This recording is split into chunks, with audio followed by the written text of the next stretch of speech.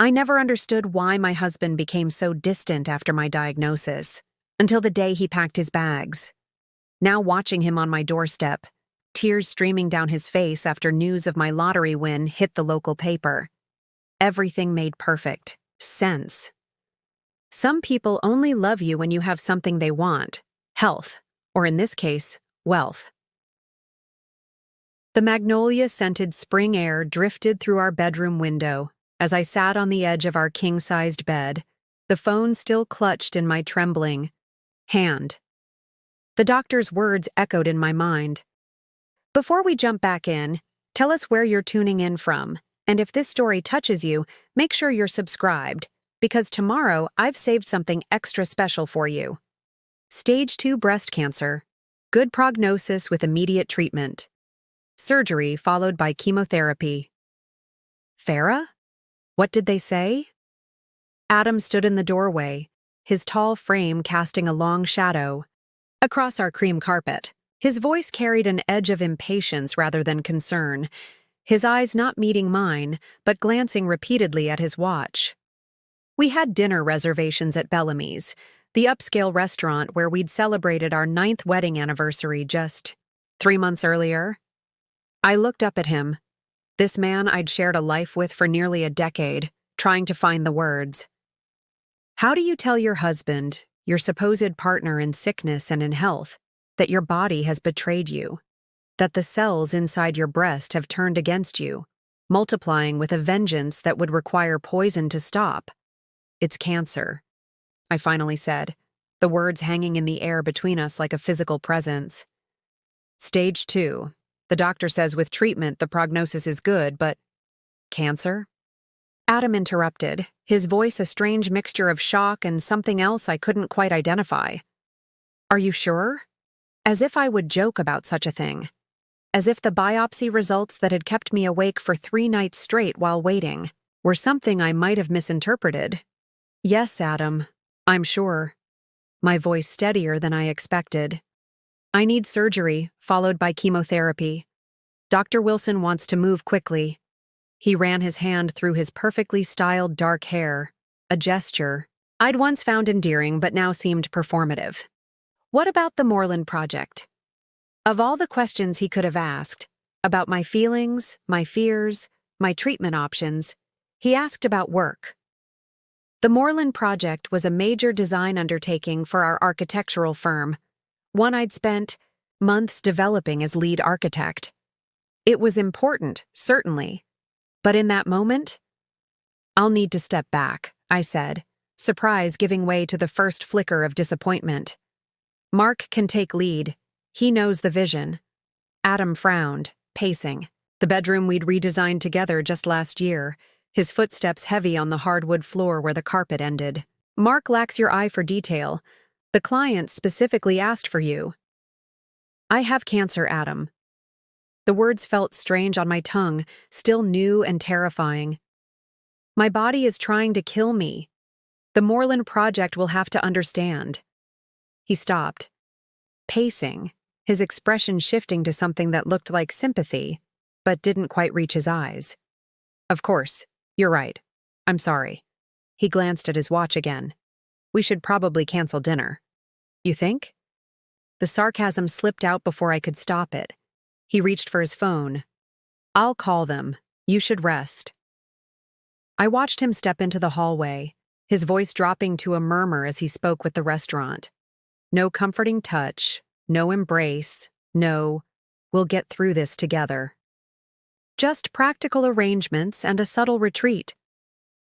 That night, as I lay awake staring at the coffered ceiling we'd splurged on during the renovation, Adam slept soundly beside me, his breathing deep and even.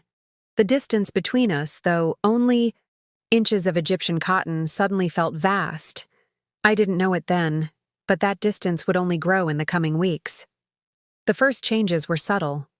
Adam began sleeping in the guest room, claiming my restlessness kept him awake, and he needed proper sleep to hold things together at the firm. He started coming home later, citing increased workload now that I was on medical leave. Our conversations, once flowing with easy familiarity, became stilted and brief, focused on practical matters rather than emotional support. My surgery was scheduled quickly, a lumpectomy that would remove the tumor while preserving as much breast tissue as possible. The night before the procedure, I found myself alone in our kitchen at 2 a.m., anxiety keeping sleep at bay. The sound of the front door opening startled me. Adam appeared in the kitchen doorway, the faint scent of unfamiliar perfume clinging to his jacket. "You're still up," he said, more statement than question. "Surgery tomorrow," I replied, not asking where he'd been or why he smelled like someone else. Some questions feel dangerous once formed into words. "Right." He nodded, opening the refrigerator and grabbing a bottle of water. "What time should we leave?" "We need to be there at 6 a.m. He took a long drink, then set the bottle down on the marble countertop. "I'll set an alarm." No words of reassurance, no acknowledgement of my fear, just logistics. The morning of surgery dawned cold and gray, matching my mood. Adam drove in silence, the radio filling the space where conversation should have been. At the hospital, he helped with the admitting paperwork, then settled into a chair in the waiting room, immediately, pulling out his laptop. "This might take a few hours," I said, watching him set up his mobile office. "You don't have to stay the whole time." Something flashed across his face. Relief? "I've got the Peterson presentation to finish anyway. Call me when you're in recovery. My..." Sister Stella arrived just as they were preparing to take me back, her red hair flying wild around her face, eyes bright with concern. "I'm so sorry I'm late. Traffic was a nightmare." She embraced me tightly, careful of the IV in my arm.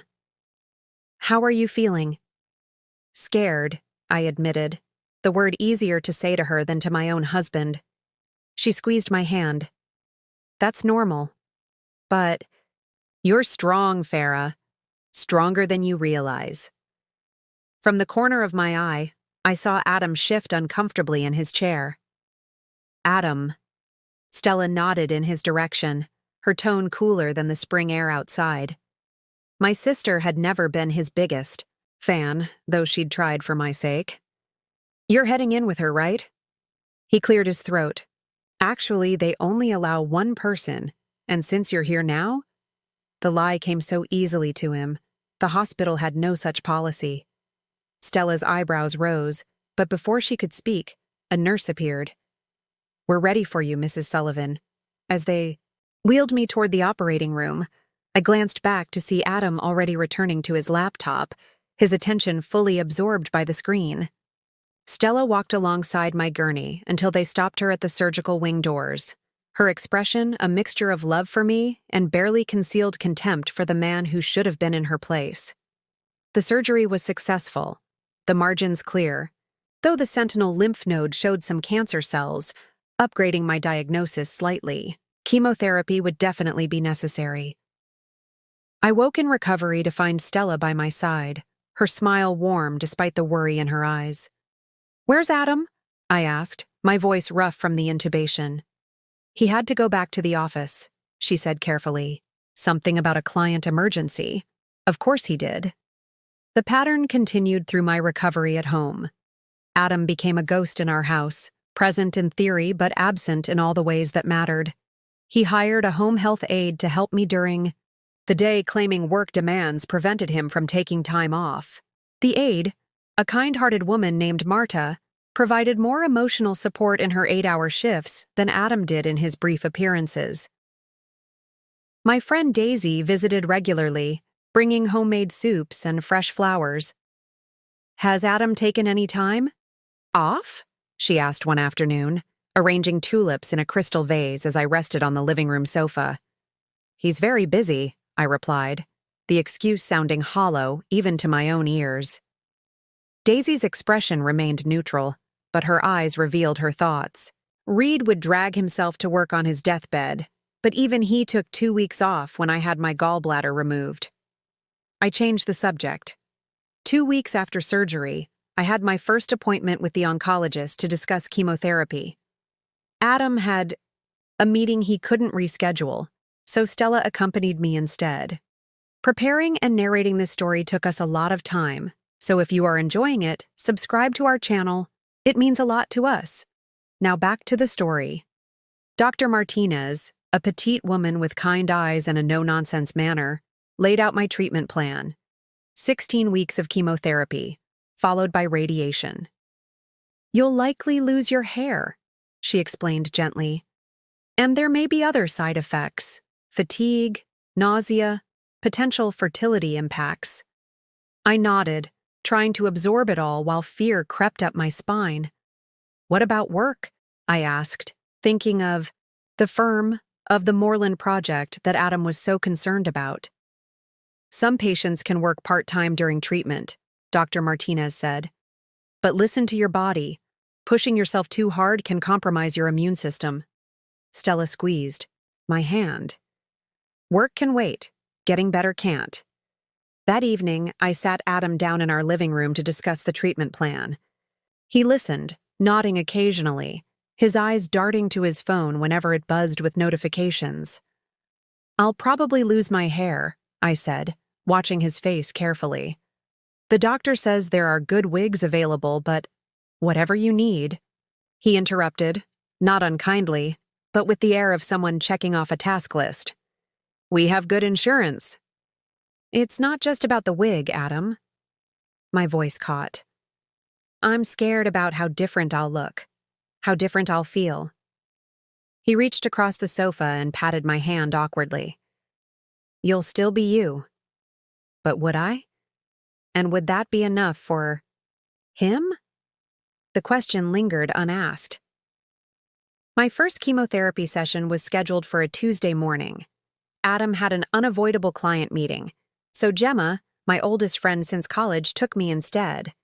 As we sat in the infusion center, the toxic cocktail designed to save my life dripping slowly into my veins, Gemma chatted about everything and nothing, keeping my mind off the poison and what was to come.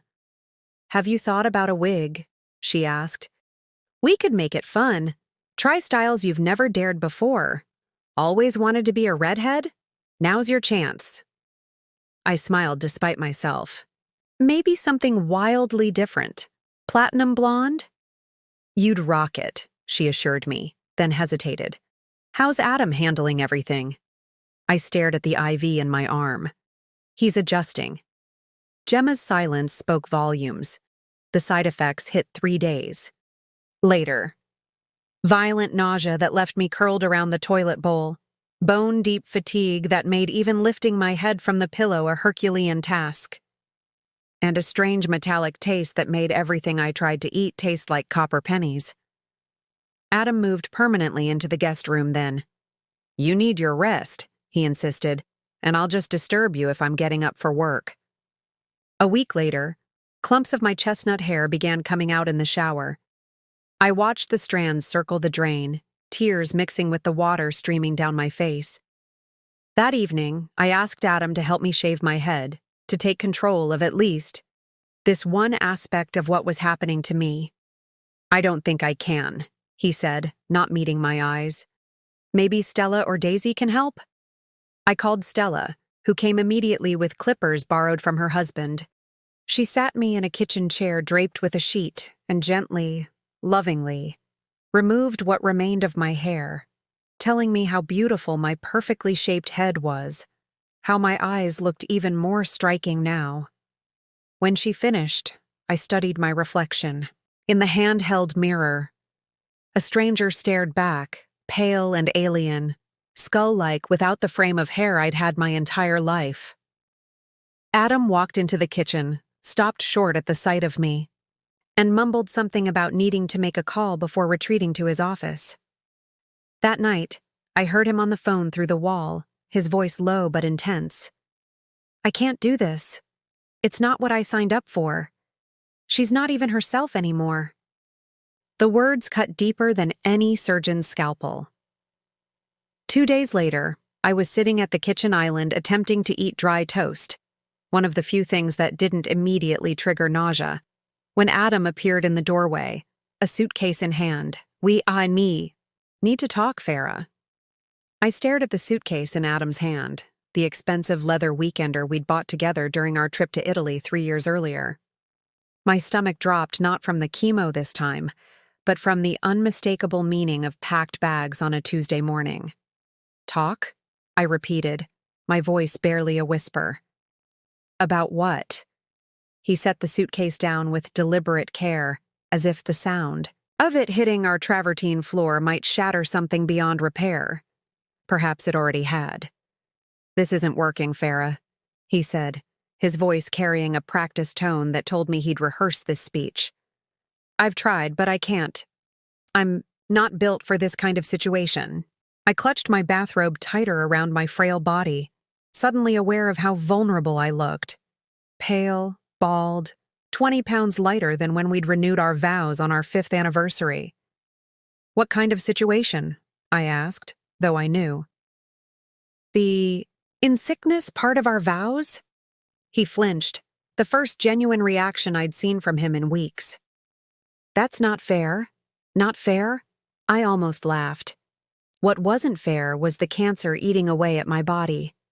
What wasn't fair was losing my hair, my energy, my sense of taste. What wasn't fair was my husband, the man who had promised to stand by me through anything, now standing before me with a packed bag.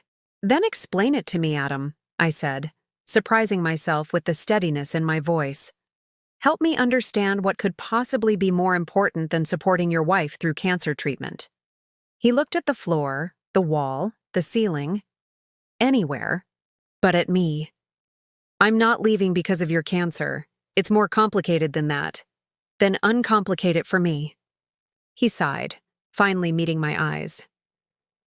We've been growing apart for a while now, Farrah.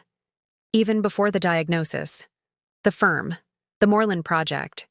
It all made it easy to ignore, but this situation has forced me to face the truth. I'm not happy. I haven't been for some time. The toast I'd been struggling to eat turned to ash in my mouth. Growing apart? Was that what he called it when one person silently withdraws while the other remains fully committed? And my cancer diagnosis was just... What?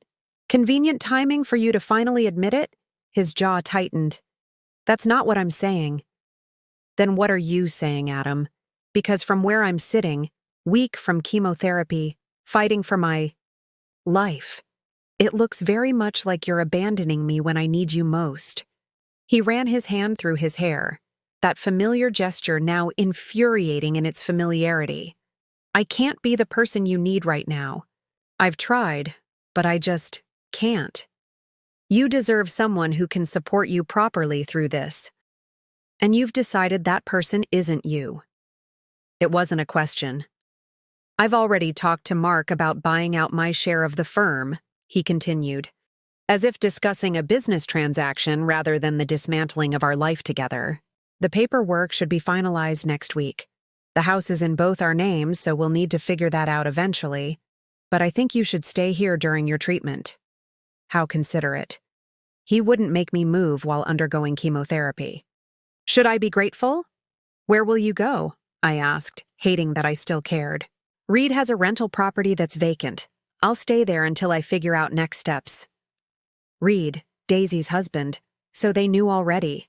Had everyone in our social circle been discussing my husband's imminent departure while bringing me casseroles and sympathy cards? I stood up, gripping the edge of the counter for support as a wave of dizziness hit me. A common side effect of the chemo, along with the nausea and fatigue. Adam took a half-step forward as if to steady me, then stopped himself. Even now he couldn't bring himself to touch me. You should sit, he said, concern flickering briefly across his face. You look pale. I'm in chemotherapy, Adam. Pale is my new normal. The bitterness in my voice surprised even me. Just like being abandoned by my husband is apparently my new normal too, he winced. I'll continue to support you financially, of course, and I can drive you to appointments if Stella or your friends aren't available. As if being a chauffeur of last resort somehow mitigated his betrayal. I looked at him, really looked at him, and for the first time saw not the man I'd fallen in love with, but a stranger wearing a familiar face. How had I missed the hardening of his eyes, the coldness that had nothing to do with the blue of his irises? When had his handsome features become so devoid of compassion? "I don't want your money," I said quietly, "and I certainly don't need your pity rides." What I needed was my husband, but clearly he checked out weeks ago. Adam picked up his suitcase again, his knuckles white around the handle. "I'm sorry, Farrah. I truly am. I never wanted to hurt you. And yet here we are." He hesitated, as if there were more to say, then nodded once and turned toward the door. I watched him walk away, his shoulders straight, steps unhurried. No dramatic pause at the threshold, no last glance back. Just the quiet click of the front door closing, the period at the end of a 10-year sentence. I sat alone in our kitchen, my kitchen now, surrounded by evidence of a shared life that had apparently meant more to me than to him. The Viking range. We'd splurged on because Adam loved to cook on weekends. The Italian espresso machine that had been our 5th anniversary gift to each other. The framed black and white photographs from our honeymoon in Greece that lined the hallway. All of it suddenly felt like props on an abandoned stage, the play having ended while I was still reciting my lines. I don't know how long I sat there, staring at nothing before the sound of a key in the lock jolted me back to awareness. For one absurd moment, I thought Adam had returned, had realized the terrible mistake he was making. Instead, Stella burst through the door, grocery bags in hand, her face flushed from exertion or emotion. I couldn't tell which. "That absolute bastard," she spat, dropping the bags on the counter. "I passed him on the road. He couldn't even look me in the eye." So she knew. Of course she did. My sister had always seen through Adam's charm to the selfishness beneath, though she'd kept her opinions mostly to herself out of respect for my choices.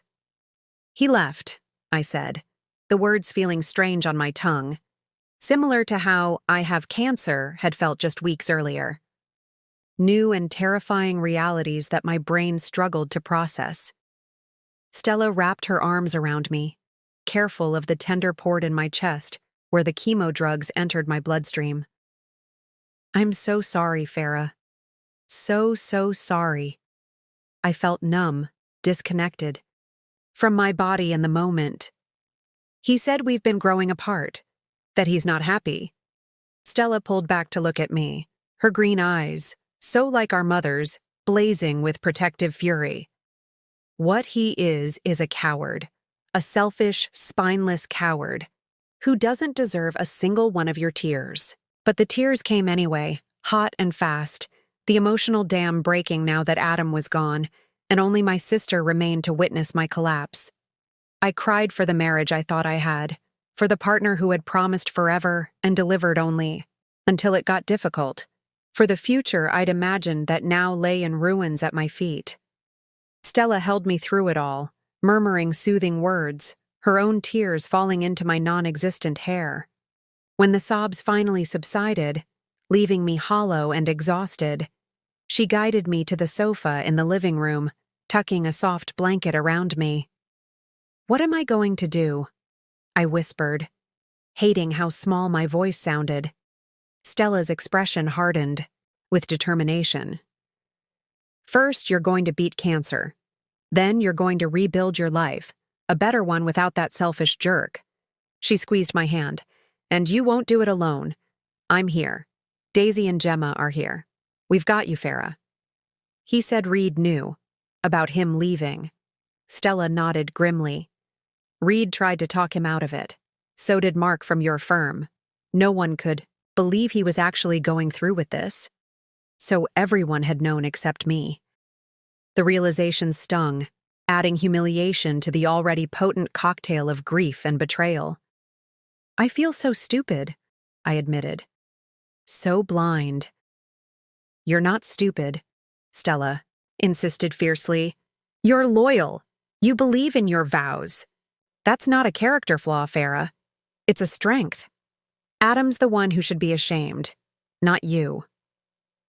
I wasn't sure I believed her, but I nodded anyway. The chemo fatigue was creeping up again, making my eyelids heavy and my thoughts sluggish. Rest, Stella urged, seeing my exhaustion. I'll be here when you wake up. I'm not going anywhere.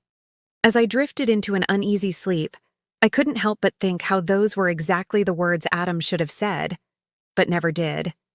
The days following Adam's departure blurred together in a haze of chemo side effects and grief.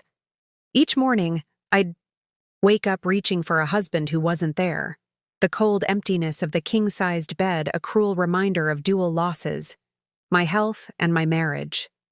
Stella stayed with me that first week, sleeping in the guest room Adam had claimed during my initial treatment. She made sure I ate when food was merely a chore, drove me to my second chemo session, and fielded the endless calls and texts from concerned friends who had heard about Adam's departure. "No, she's not up for visitors right now," I'd hear her say in hushed tones from the hallway, or, "She's resting, but I'll tell her you called."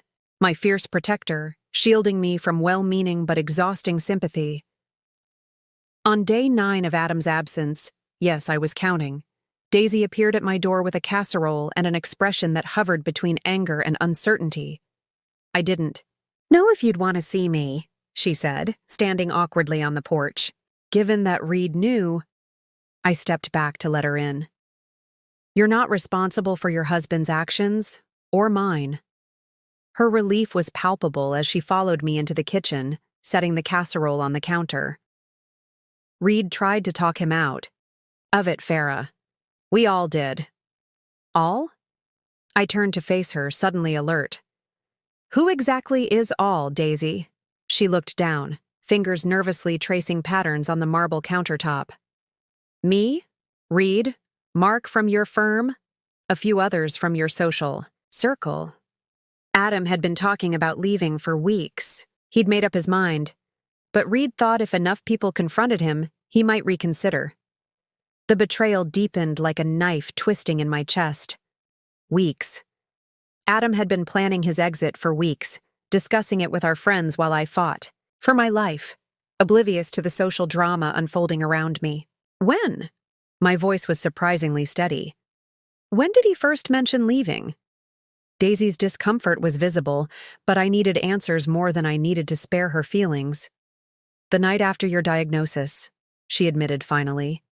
He called Reed, very upset, said he wasn't equipped to handle this kind of crisis, that your careers had already been creating distance between you. The night after my diagnosis, while I'd lain awake terrified about surgery and cancer and an uncertain future, my husband had been plotting his escape. Did he mention someone else? The question that had been lurking in the corners of my mind finally pushed its way out. Daisy's eyes widened. What? No, at least not to us. He just kept saying he couldn't handle the stress, that he'd been unhappy for a while, and this was forcing him to face it. She hesitated. Do you think there's someone else? The perfume on his jacket that night, before my surgery, the late-night phone calls, the rapid withdrawal of physical affection, all the signs had been there, but I'd been too consumed by my cancer battle to connect them. I don't know, I said honestly. But I intend to find out. That afternoon, after Daisy left, I did something I'd never done in 10 years of marriage. I called Hank Miller, an old college friend who'd become a private detective. We'd kept in loose contact over the years, occasional birthday messages and Christmas cards, but nothing close. Still, when I explained my situation, he agreed to meet me the next day.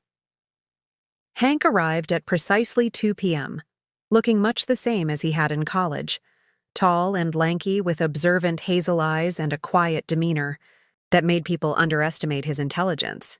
You look good, Farrah, he said as I let him in. The lie so kind I almost smiled. I did not look good. I looked like a cancer patient whose husband had just abandoned her, gaunt, pale, and bald beneath the silk scarf Stella had tied around. My head? No, I don't, I replied, leading him to the living room. But thanks for the attempt. He settled into the armchair across from me, his expression turning professional. So you want me to look into your husband's activities? I need to know if there's someone else, Hank. I twisted the wedding ring I still wore out of habit. It won't change the outcome. We're done regardless. But I need the truth. Hank nodded, understanding without judgment. Start from the beginning. When did you first notice changes in his behavior? For the next hour, I laid out the timeline. Adam's gradual withdrawal after my diagnosis, the late nights, the distance, the perfume, all culminating in his departure 9 days earlier.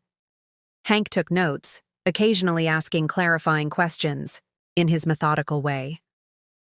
What about joint finances? He asked. Any unusual withdrawals or transfers before he left? I hadn't even thought to check. Cancer and chemo had consumed all my attention, leaving little energy for financial vigilance. I don't know. We have separate accounts for personal expenses, but a joint account for household costs. And investments together, of course. You should look into that right away, Hank advised. Even if he's not involved with someone else, people planning to leave marriages often start moving assets. The suggestion sent a chill through me. Would Adam have gone that far? Stolen from me while I was fighting cancer? After Hank left with Adam's photo and a list of his usual haunts, I dragged my laptop to the sofa and logged into our online banking accounts. What I found made my blood run cold.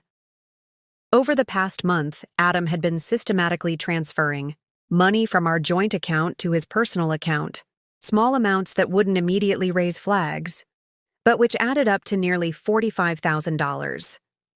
More disturbingly, he'd liquidated his portion of our investment portfolio just 3 days before leaving, withdrawing almost $200,000 without a word to me. My hands trembled as I scrolled through the transaction history. This wasn't just abandonment, it was calculated financial betrayal. He'd been planning his escape route while sitting beside my hospital bed. I called Stella immediately. I need a lawyer, I said when she answered. A good one. Specifically, a divorce attorney who won't be intimidated by Adam's legal connections. What happened? Her concern was immediate. He's been moving money, Stella. Lots of it. While I was throwing up from chemo and losing my hair, my husband was emptying our accounts. Her stream of creative profanity would have made a sailor blush. When she finally calmed down, she said, I know someone, Caroline Winters. She specializes in high-conflict divorces, and she's absolutely ruthless when the situation calls for it. Perfect. Set it up as soon as possible. 2 days later, I sat in Caroline Winters' sleek downtown office, surrounded by the trappings of legal success, law degrees from prestigious universities, awards for excellence, photographs with well-known judges. Caroline herself was a formidable presence, mid-50s, impeccably dressed, with sharp eyes that missed nothing. Mrs. Sullivan, I've reviewed your financial records and preliminary information, she began, her voice brisk but not unkind. What your husband has done is not just morally reprehensible, it's legally actionable. I gripped the armrests of my chair. Can we get the money back? We can certainly try. The timing works in our favor. Courts don't look kindly on spouses who drain accounts immediately before leaving, especially when the other spouse is seriously ill. She leaned forward. But there's something else you should know. Something my paralegal discovered while doing background research on your husband. My stomach tightened with dread. What is it? Caroline slid a folder across her desk. Inside was a printout of a real estate listing, a luxury condo in South Beach, recently purchased by a limited liability company. Next to it was a corporate filing for that LLC, listing Adam Sullivan as the manager.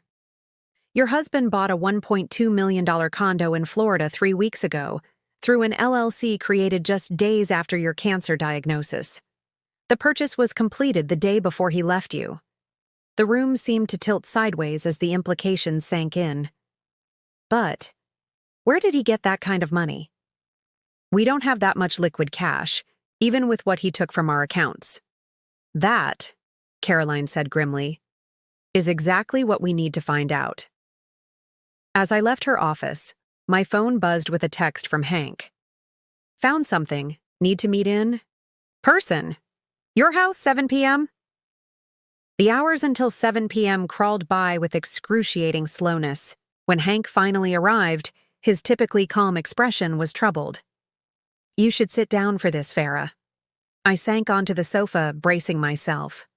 "Just tell me." Hank pulled out his tablet and opened a photo gallery. I followed Adam for the past few days. His routine was fairly consistent. The firm, the gym, Reed's rental property where he's staying. But yesterday, he drove to this address. He showed me a photo of an upscale apartment building downtown, one I recognized as having been completed about a year earlier. He went up to the 15th floor and stayed for 3 hours. Hank swiped to the next image, this one showing Adam, embracing a willowy blonde woman in the building's lobby. Her name is Gemma Carlton. She's a real estate agent with Prestige Properties. The air left my lungs in a painful rush. Gemma. My friend Gemma. The same Gemma who had taken me to chemo when Adam was too busy. The same Gemma who had helped me pick out headscarves when my hair began falling out. The same Gemma who had held my hand through the worst of the nausea and promised everything would be okay. "There's more," Hank said gently, swiping to additional photos showing Adam and Gemma holding hands at a restaurant, walking arm in arm through a park, kissing in the front seat of his car. "How long?" I managed to ask, though my throat felt lined with broken glass. Based on what I could gather from the building's doorman, who's quite chatty, they've been seeing each other for at least 6 months. Well before your diagnosis. 6 months. Half a year of lies. Of betrayal not just by my husband, but by a woman I'd considered a friend. A woman who had looked me in the eye, day after day, offering support and comfort while sleeping with my husband behind my back. The duel. Betrayal was almost too much to bear. I leaned forward, suddenly unable to catch my breath, the room spinning around me. "Farrah?" Hank's voice seemed to come from very far away. "Farrah, I'm calling an ambulance." As consciousness slipped away, my last coherent thought was that perhaps the cancer wasn't the thing trying hardest to kill me after all. The hospital ceiling came into focus slowly, the fluorescent lights too harsh for my pounding head. The steady beep of monitoring equipment provided a rhythmic backdrop to my confusion. Why was I here? The last thing I remembered was sitting in my living room with Hank, looking at photos of Adam and Gemma. The memory hit me with physical force, making me gasp. A nurse appeared in my field of vision, her expression professionally concerned. "Mrs. Sullivan? You're at Memorial Hospital. You collapsed at home. Your friend called an ambulance." I tried to speak, but my throat felt raw. The nurse offered a plastic cup of water with a straw, holding it while I took small sips. "What happened?" I finally managed. "Your blood pressure dropped dangerously low, and you were severely dehydrated. The oncology team has been consulted, given your ongoing treatment." She adjusted something on my IV line. "Dr. Wilson will be in shortly." I closed my eyes, processing. The physical collapse was almost a relief compared to the emotional one that had preceded it. My husband and my friend.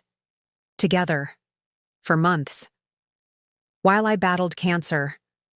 The door opened, and Stella burst in, her face tight with worry. "Farrah, thank God you're awake. Hank called me. He's in the waiting room. What happened?" As the words spilled out, Adam's affair with Gemma, the financial betrayal, the secret condo purchase, Stella's expression morphed from concern to white-hot fury. "That absolute monster!" she hissed, gripping the bedrail so tightly her knuckles went white. "Both of them. After everything you've been through. Mrs. Sullivan."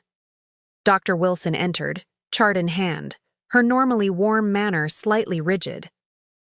"You've given us quite a scare." The examination was brief, but thorough. The verdict: extreme stress combined with chemotherapy side effects and poor nutrition had created a perfect storm.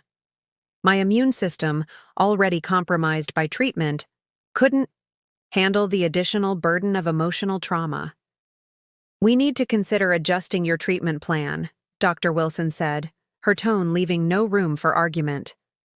Your body can't fight cancer effectively under these conditions. I can't stop chemo, I protested weakly. The cancer won't wait for my personal life to improve. No one's suggesting stopping treatment entirely, but perhaps a modified protocol, additional supportive medications.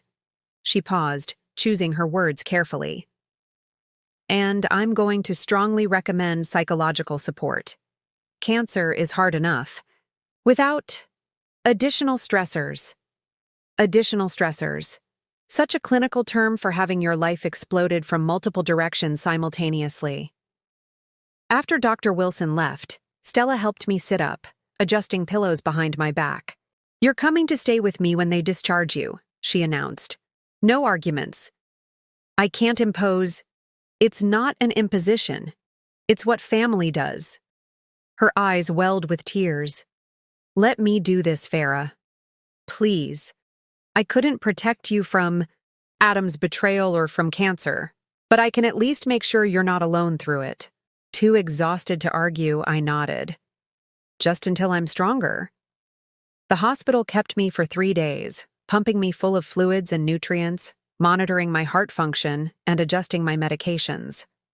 My oncologist conferred with specialists, developing a modified chemotherapy regimen that would hopefully be easier on my depleted system while still effectively fighting the cancer. Adam didn't call, didn't visit, didn't even send a message asking if I was all right. His absence spoke volumes about how completely he had detached himself from my life and well-being. Gemma, on the other hand, had the audacity to send flowers, a tasteful arrangement, of lilies with a card expressing concern and hopes for my speedy recovery. No mention of her betrayal, no acknowledgement of her role in my collapse. Stella intercepted the delivery, read the card, and promptly dumped the entire arrangement in the hospital trash. You don't need her fake sympathy, my sister said when I asked about the commotion I'd heard in the hallway. Not now, not ever. On the afternoon of my 3rd day in the hospital, Caroline Winters appeared in my room, briefcase in hand, looking as impeccable as she had in her office despite the institutional setting. I don't typically make hospital visits, she said, pulling a chair close to my bed. But given the circumstances, I thought you should know right away. We've filed for an emergency freeze on all your joint accounts and investments. A judge granted the order this morning. For the first time in days, I felt a glimmer of something other than despair, a small spark of satisfaction. So Adam can't take any more money? Not from your joint assets, no. And we've initiated proceedings to recover what he's already transferred. She opened her briefcase, removing a slim folder. But that's not the only reason I'm here. My investigative team has been looking into the Florida condo purchase. We needed to determine where the money came from, since it exceeded what he'd taken from your joint funds. I steeled myself. And? The purchase was partially financed through a mortgage, but the down payment, nearly $500,000, came from an account at First Meridian Bank, opened 6 months ago under the name of the LLC he created. Something cold settled in my stomach. We don't bank at First Meridian. No, you don't. But Prestige Properties does. It's where they maintain their commission escrow accounts. The implication hung in the air between us. Are you saying Gemma stole from her employer to help Adam buy this condo? Caroline shook her head. Not exactly. We believe, and we're still gathering evidence to confirm this, that Gemma Carlton has been diverting portions of real estate commissions to this account, possibly by manipulating transaction records to show lower sales prices to her firm while collecting the full commission directly from clients. That's illegal, isn't it? Highly. It's fraud, embezzlement, possibly tax evasion. Caroline's expression was grim but satisfied. If our suspicions are correct, your husband and his girlfriend could be facing criminal charges in addition to civil liability. The information should have brought satisfaction, I suppose. Instead, I felt hollow, thinking of the woman who had held my hand through chemo, A thief. The man I'd built a life with. A criminal conspirator. "What happens now?" I asked, suddenly exhausted again. "Now we continue building our case. I've engaged forensic accountants to trace all financial transactions. I've also filed a formal complaint with the Real Estate Commission regarding Ms. Carlton's suspicious activities." Caroline closed her folder with precision. "In the meantime, focus on your health, Mrs. Sullivan. Let me handle the legal battle." After she left, I lay back against the pillows, trying to process everything. Part of me wanted to curl into a ball and disappear, to let the weight of betrayal and illness crush me completely. It would be easier than fighting. Fighting cancer. Fighting Adam, fighting for what was rightfully mine. But another part of me, a part I barely recognized, simmered with something new. Not just anger, though there was plenty of that. Something cooler, more focused. A determination that had nothing to do with saving my marriage and everything to do with saving myself. When Hank visited that evening, I was sitting up in bed, a legal pad balanced on my knees, making notes. "You look better," he observed, setting a small potted plant, not flowers, thankfully, on the windowsill. "More present." "I need everything you can find on Adam and Gemma," I said without preamble. "Their schedules, their habits, the places they go. I want to know who else might be involved in whatever they're doing. I want to know who knew about their relationship and when they knew it." Hank studied me for a long moment. "This isn't just about the divorce anymore, is it?" "No," I admitted. "It's about justice, and maybe a little bit about revenge." I met his gaze steadily. "Does that make me a terrible person?" He sat in the chair Caroline had vacated hours earlier. "Considering what they've done? I'd say it makes you human." He pulled out a small notebook. "Tell me exactly what you want to know." For the next hour, we developed a strategy. Hank would continue surveillance, documenting their activities and interactions. He'd speak with staff at buildings where they spent time, cultivate sources who might provide useful information. Meanwhile, I would cooperate fully with Caroline's legal team while appearing, outwardly at least, to be focused solely on my health. "The element of surprise is important," I explained. "I want them to think I'm too sick, too broken to fight back. When they let their guard down, that's when we'll have the best chance of learning the full extent of their deception." Hank's expression was a mixture of concern and admiration. "Just remember to actually take care of your health, Farrah. The best revenge plan in the world won't matter if you're not here to see it through." The wisdom in his words penetrated my newfound determination. He was right. My first battle had to be against the cancer. Everything else was secondary. "I promise," I said, and meant it. When Stella came to take me to her home the following day, she found me sitting fully dressed in a chair by the window, my hospital bag packed, a calm expression on my face. "You seem different," she observed as she helped me into her car. I gazed out at the hospital where I'd received my cancer diagnosis, where I'd learned of my husband's financial betrayal, where I'd begun to forge a new version of myself from the ashes of the old. "I am different," I replied. "I'm not just fighting cancer anymore, Stella. I'm fighting for my future. All of it." She glanced at me as she pulled into traffic. "Should Adam be worried?" For the first time in weeks, I smiled. A small, determined curve of my lips that held no warmth, but plenty of purpose. Adam should be terrified. He just doesn't know it yet. Stella's guest room became my sanctuary during the weeks that followed. Her modest craftsman home couldn't have been more different from the sleek modern house I'd shared with Adam. Warm wood tones instead of cool marble, cozy furnishings that invited relaxation rather than showcased design trends. There was something healing about the very ordinariness of the space. My modified chemotherapy regimen was still brutal, but marginally more manageable. The anti-nausea medications worked better, and the treatment schedule allowed more recovery time between sessions. Small victories, but I clung to them. 3 weeks after my hospital stay, I stood in front of Stella's bathroom mirror, studying my reflection. The woman who stared back was a stranger. Bald, hollow-cheeked, with dark circles beneath eyes that had aged years and months. But there was something else there too. Something in the set of my jaw and the clarity of my gaze that hadn't been there before. Determination, maybe, or resignation transformed into resolve. I traced the outline of my bare scalp with trembling fingers. My eyebrows had thinned dramatically, and my eyelashes were nearly gone.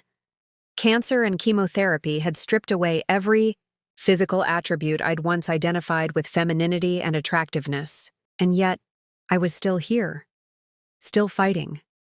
I will survive this, I whispered to my reflection. All of it. The cancer, the betrayal, the loss. It wasn't a question or a hope.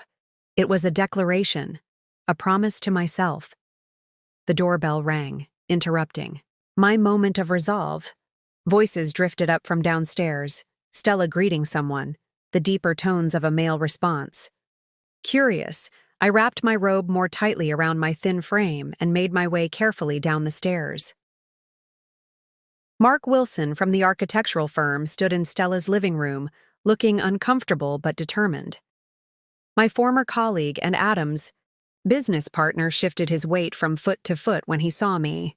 "Farrah," he said, his voice gentle. "Thank you for seeing me. I know this isn't a good time, but—" "It's fine, Mark." I gestured to the sofa. "Please, sit." He perched on the edge of the cushion, his expression troubled. "I've been trying to work up the courage to come see you, to apologize." "For what?" "For not warning you about Adam. For not doing more to stop him." He ran a hand through his graying hair. I knew he was pulling away, making excuses about the Moreland project to cover for time spent with her. He couldn't bring himself to say Gemma's name. "I confronted him once, told him he needed to either recommit to your marriage or be honest with you. He promised he'd figure things out, but then your diagnosis came." I settled into an armchair across from him, suddenly exhausted. "It's not your responsibility to manage my husband's moral failings, Mark." "Maybe not. But as your friend, I should have done more." He reached into his jacket pocket and withdrew an envelope. "That's actually why I'm here. This isn't just an apology visit. It's a proposition." I raised what remained of my eyebrows. "A proposition?" "Adam's been pushing to sell his share of the firm, to me." Mark placed the envelope on the coffee table between us. "He's in a hurry, which means he's willing to accept less than full value. I think he needs cash for that Florida property the lawyers found." The mention of the condo made my stomach clench, but I kept my expression neutral. "And this concerns me how?" "I don't want to buy him out," Mark said simply. "I want you to." I stared at him, certain I'd misheard. "Me?" "His ownership stake represents 10 years of your shared life, Farrah. Years when you supported his career, made sacrifices for the firm, contributed design ideas that helped us win major contracts." Mark tapped the envelope. "I've had our firm's value independently assessed. Adam's share is worth approximately $2.3 million. He's offering to sell to me for $1.7 million because he needs cash quickly and thinks I'm his only option." My mind raced, trying to process what Mark was suggesting. "I don't have that kind of money, especially with the accounts frozen during divorce proceedings. And even if I did, I don't know the first thing about running an architectural firm." "You wouldn't need to run it," Mark explained. "You'd be a silent partner. I'd handle day-to-day operations as I always have. Your investment would be passive, but profitable." He leaned forward. "I've spoken to your attorney, Ms. Winters. There's a way to structure this through the court that would allow you to use a portion of the frozen joint assets to make the purchase. Adam would get his money, but it would be a fair transaction, overseen by the judge, not theft." The idea was tantalizing, taking ownership of something Adam valued, something he'd built his identity around. But the practicalities seemed overwhelming. "I'm in the middle of cancer treatment, Mark. I can barely manage getting dressed some days." "Which is exactly why you need to secure your financial future," he countered. "The firm is profitable and growing. Your share would generate substantial income whether or not you're able to work. And—" He hesitated. "It would drive Adam absolutely crazy to know you're his replacement at the company." That last point resonated more than I cared to admit. The idea of Adam discovering that I, weak, sick, abandoned me, had taken his place at the prestigious firm he'd helped build. There was undeniable satisfaction in imagining his reaction. "I need to think about it," I said finally. "Discuss it with Caroline." Mark nodded, rising to leave. "Of course. The offer in that envelope expires in 2 weeks. That's when Adam's expecting my answer." He moved toward the door, then paused. "For what it's worth, Farrah, everyone at the firm is disgusted by what he did. If you decide to become our new partner, you'd be welcomed." After he left, I sat holding the envelope, turning it over and over in my hands. Stella watched silently from the doorway. "Are you going to do it?" she asked finally. "I don't know." But even as I said it, something shifted inside me. The seed of an idea began to take root. Not just about the firm, but about how I might reclaim everything Adam had tried to take from me and more. The next morning, I called Caroline Winters. "I need to meet with you and your financial team," I said without preamble when she answered. "Today, if possible." Her slight pause conveyed surprise at my urgency. "I can arrange it for this afternoon. Is everything all right?" "Everything is about to get much better," I replied. 4 hours later, I sat in Caroline's conference room with her forensic accountant, financial advisor, and paralegal. I'd dressed carefully for the meeting, a wig I hadn't worn before, makeup, applied with precision to camouflage my pallor, a tailored suit that hung too loosely on my frame but conveyed the professional image I needed. "Before we discuss Mark Wilson's proposal," I began, "I want to talk about a different financial matter." I placed a small slip of paper on the conference table. "I've been playing the same lottery numbers for nearly 7 years. My mother's birthday, my father's birthday, the day Adam and I met, and our wedding date." Caroline glanced at the paper. A receipt for a lottery ticket purchased the previous day. "Mrs. Sullivan, with all due respect, gambling is rarely a sound financial strategy, especially given your current circumstances." "It's $5 a week," I said calmly, "a habit I maintained even through chemo treatments. Stella buys my ticket when I'm too ill to go out." I met Caroline's gaze directly.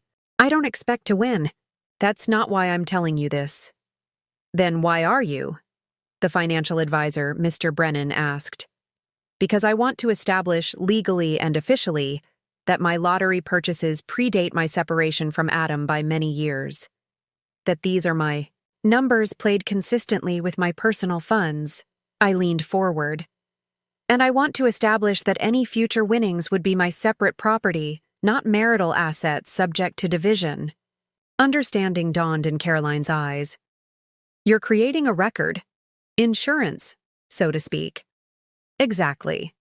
If by some miracle my numbers ever hit, I don't want Adam claiming any portion of the winnings." I allowed myself a small smile. "Consider it a procedural precaution for a practical impossibility." Caroline nodded slowly, then turned to her paralegal.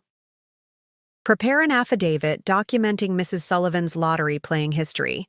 Include witness statements from the sister and anyone else who can verify the consistency of the numbers played and the source of funds used." She looked back at me with newfound respect. "That's very forward-thinking, Mrs. Sullivan." "I've learned to anticipate Adam's moves," I replied. "He took my health, my marriage, and attempted to take my financial security. I won't allow him to take anything else." As we turned to discussing Mark's offer, I felt a strange sense of peace settle over me. For the first time since my diagnosis, I was thinking beyond the immediate crisis, beyond cancer, beyond betrayal, to a future I would shape on my own terms. That evening, as Stella drove me home from the meeting, she glanced at me curiously. "Something's different about you today. You seem, I don't know, lighter somehow." I gazed out the window at the passing cityscape, the setting sun painting the buildings in shades of gold and amber. "I made a decision today, Stella. I'm done being a victim of cancer, of Adam, of circumstances. From now on, I'm writing my own story. Starting with buying Adam's share of the firm? That's just the beginning," I said softly. "Just the beginning." When we arrived home, I carefully climbed the stairs to my room, more tired than I wanted to admit. The chemo was taking its toll, my body fighting battles on cellular levels I couldn't see or fully comprehend. But as I settled into bed, I felt stronger than I had in months. On my nightstand sat the lottery ticket I'd asked Stella to purchase, a small rectangle of paper bearing numbers that represented milestones in a life that no longer existed. Next to it lay a legal pad where I'd begun outlining plans for the future, a future that had seemed impossible just weeks earlier. I picked up a pen and added a new item to my growing list. Open separate bank account for lottery winnings. Not because I actually expected to win, but because for the first time since Adam walked out, I was planning for possibilities rather than bracing for disasters. And that perhaps was its own kind of victory. The purchase of Adam's stake in the architectural firm was finalized with remarkable speed. Caroline's legal maneuvering, combined with a judge who took one look at my medical records and Adam's financial activities and ruled decisively in my favor, created a perfect storm. Adam was legally obligated to sell his share to me at the reduced price he'd offered Mark, with the funds coming from our frozen joint assets. I wasn't present for the signing, still too weak from my latest round of chemotherapy to attend. But Mark sent me a text afterward. "It's done. You should have seen his face when he realized who the buyer was." I should have felt triumph. Instead, I felt a curious detachment, as if watching events unfold from a great distance. Perhaps it was the chemo fog that clouded my thinking on my worst days, or perhaps it was a newly developed emotional armor. Either way, the news settled over me with a calm that would have been impossible weeks earlier. What did register was the financial security the transaction provided. My 50% ownership of a successful architectural firm meant monthly income regardless of my ability to work. It meant health insurance that wasn't tied to Adam or dependent on Cobra extensions. It meant one less thing to worry about as I fought the cancer that had invaded my body. "We should celebrate," Stella suggested that evening, bringing me herbal tea and dry toast, all my sensitive stomach could handle after treatment. "When I can actually digest champagne again," I promised with a wan smile. "Right now, keeping this toast down feels like victory enough." My sister's expression softened with concern. "How are you really doing, Farrah? Not just physically, but with everything else?" I considered the question seriously, taking inventory of my emotional state. "I feel distant from it all. Like Adam and Gemma and their betrayal happened to someone else, someone I used to be." I sipped the tea carefully. "Is that strange?" "No," Stella said after a thoughtful pause. "I think it's your mind protecting you, helping you focus on healing first. The rest will come later, when you're stronger." She was right, though neither of us fully understood then how prescient her words would prove to be. 2 days later, Hank arrived with a heavy portfolio tucked under his arm, his expression difficult to read. "I've been following Adam and Gemma as requested," he began, without preamble once we settled in Stella's sunroom. "Documenting their patterns, their contacts, their activities." I nodded, bracing myself. "And?" He opened the portfolio, revealing meticulously organized surveillance reports, photographs, and financial records. They've been busy, and not just romantically. For the next hour, Hank walked me through evidence suggesting that Adam and Gemma's relationship extended far beyond an affair. What had begun as embezzlement from Gemma's real estate firm had evolved into what appeared to be a sophisticated property scheme. They were using inside information to purchase properties before they hit the market, renovating them minimally, and flipping them to foreign investors at inflated prices. These investors never see the properties in person, Hank explained. They're buying based on Gemma's reputation and doctored photos. By the time they realize they've overpaid for mediocre properties, the money's gone. I stared at the financial diagrams, the property listings, the bank transfers moving through a maze of LLCs and offshore accounts. How long has this been going on? From what I can tell, about 8 months. It started small, a property here and there, but it's accelerated in the past 3 months. He met my eyes directly. Since your diagnosis, something cold settled in my stomach. They're using my illness as cover. The distraction of a cancer-stricken wife makes the perfect smokescreen for financial fraud. Hank didn't contradict me. The Florida condo appears to be their exit strategy. They've been moving funds there gradually, establishing local bank accounts, making connections in the Miami real estate market. They're planning to leave, I said, the realization dawning. Start over somewhere new with their ill-gotten gains. That would be my assessment, yes. I leaned back in my chair, suddenly exhausted. This was bigger than a betrayal of marriage vows, bigger than an affair with a friend. This was calculated, criminal exploitation of investors, of Gemma's firm, and indirectly, of me and my cancer. What do you want to do with this information? Hank asked quietly. It was the question I'd been asking myself since discovering the affair. Exposure? Revenge? Justice? The options swirled in my chemo-addled brain, none quite right for the magnitude of what I'd learned. Nothing, I said finally. Not yet. Hank's eyebrows rose. Nothing? I need to think, to plan. I closed the portfolio with unsteady hands. And right now, I need to focus on surviving the next round of treatment. I met his concerned gaze. Will you keep watching them? Keep gathering evidence? Of course. He hesitated.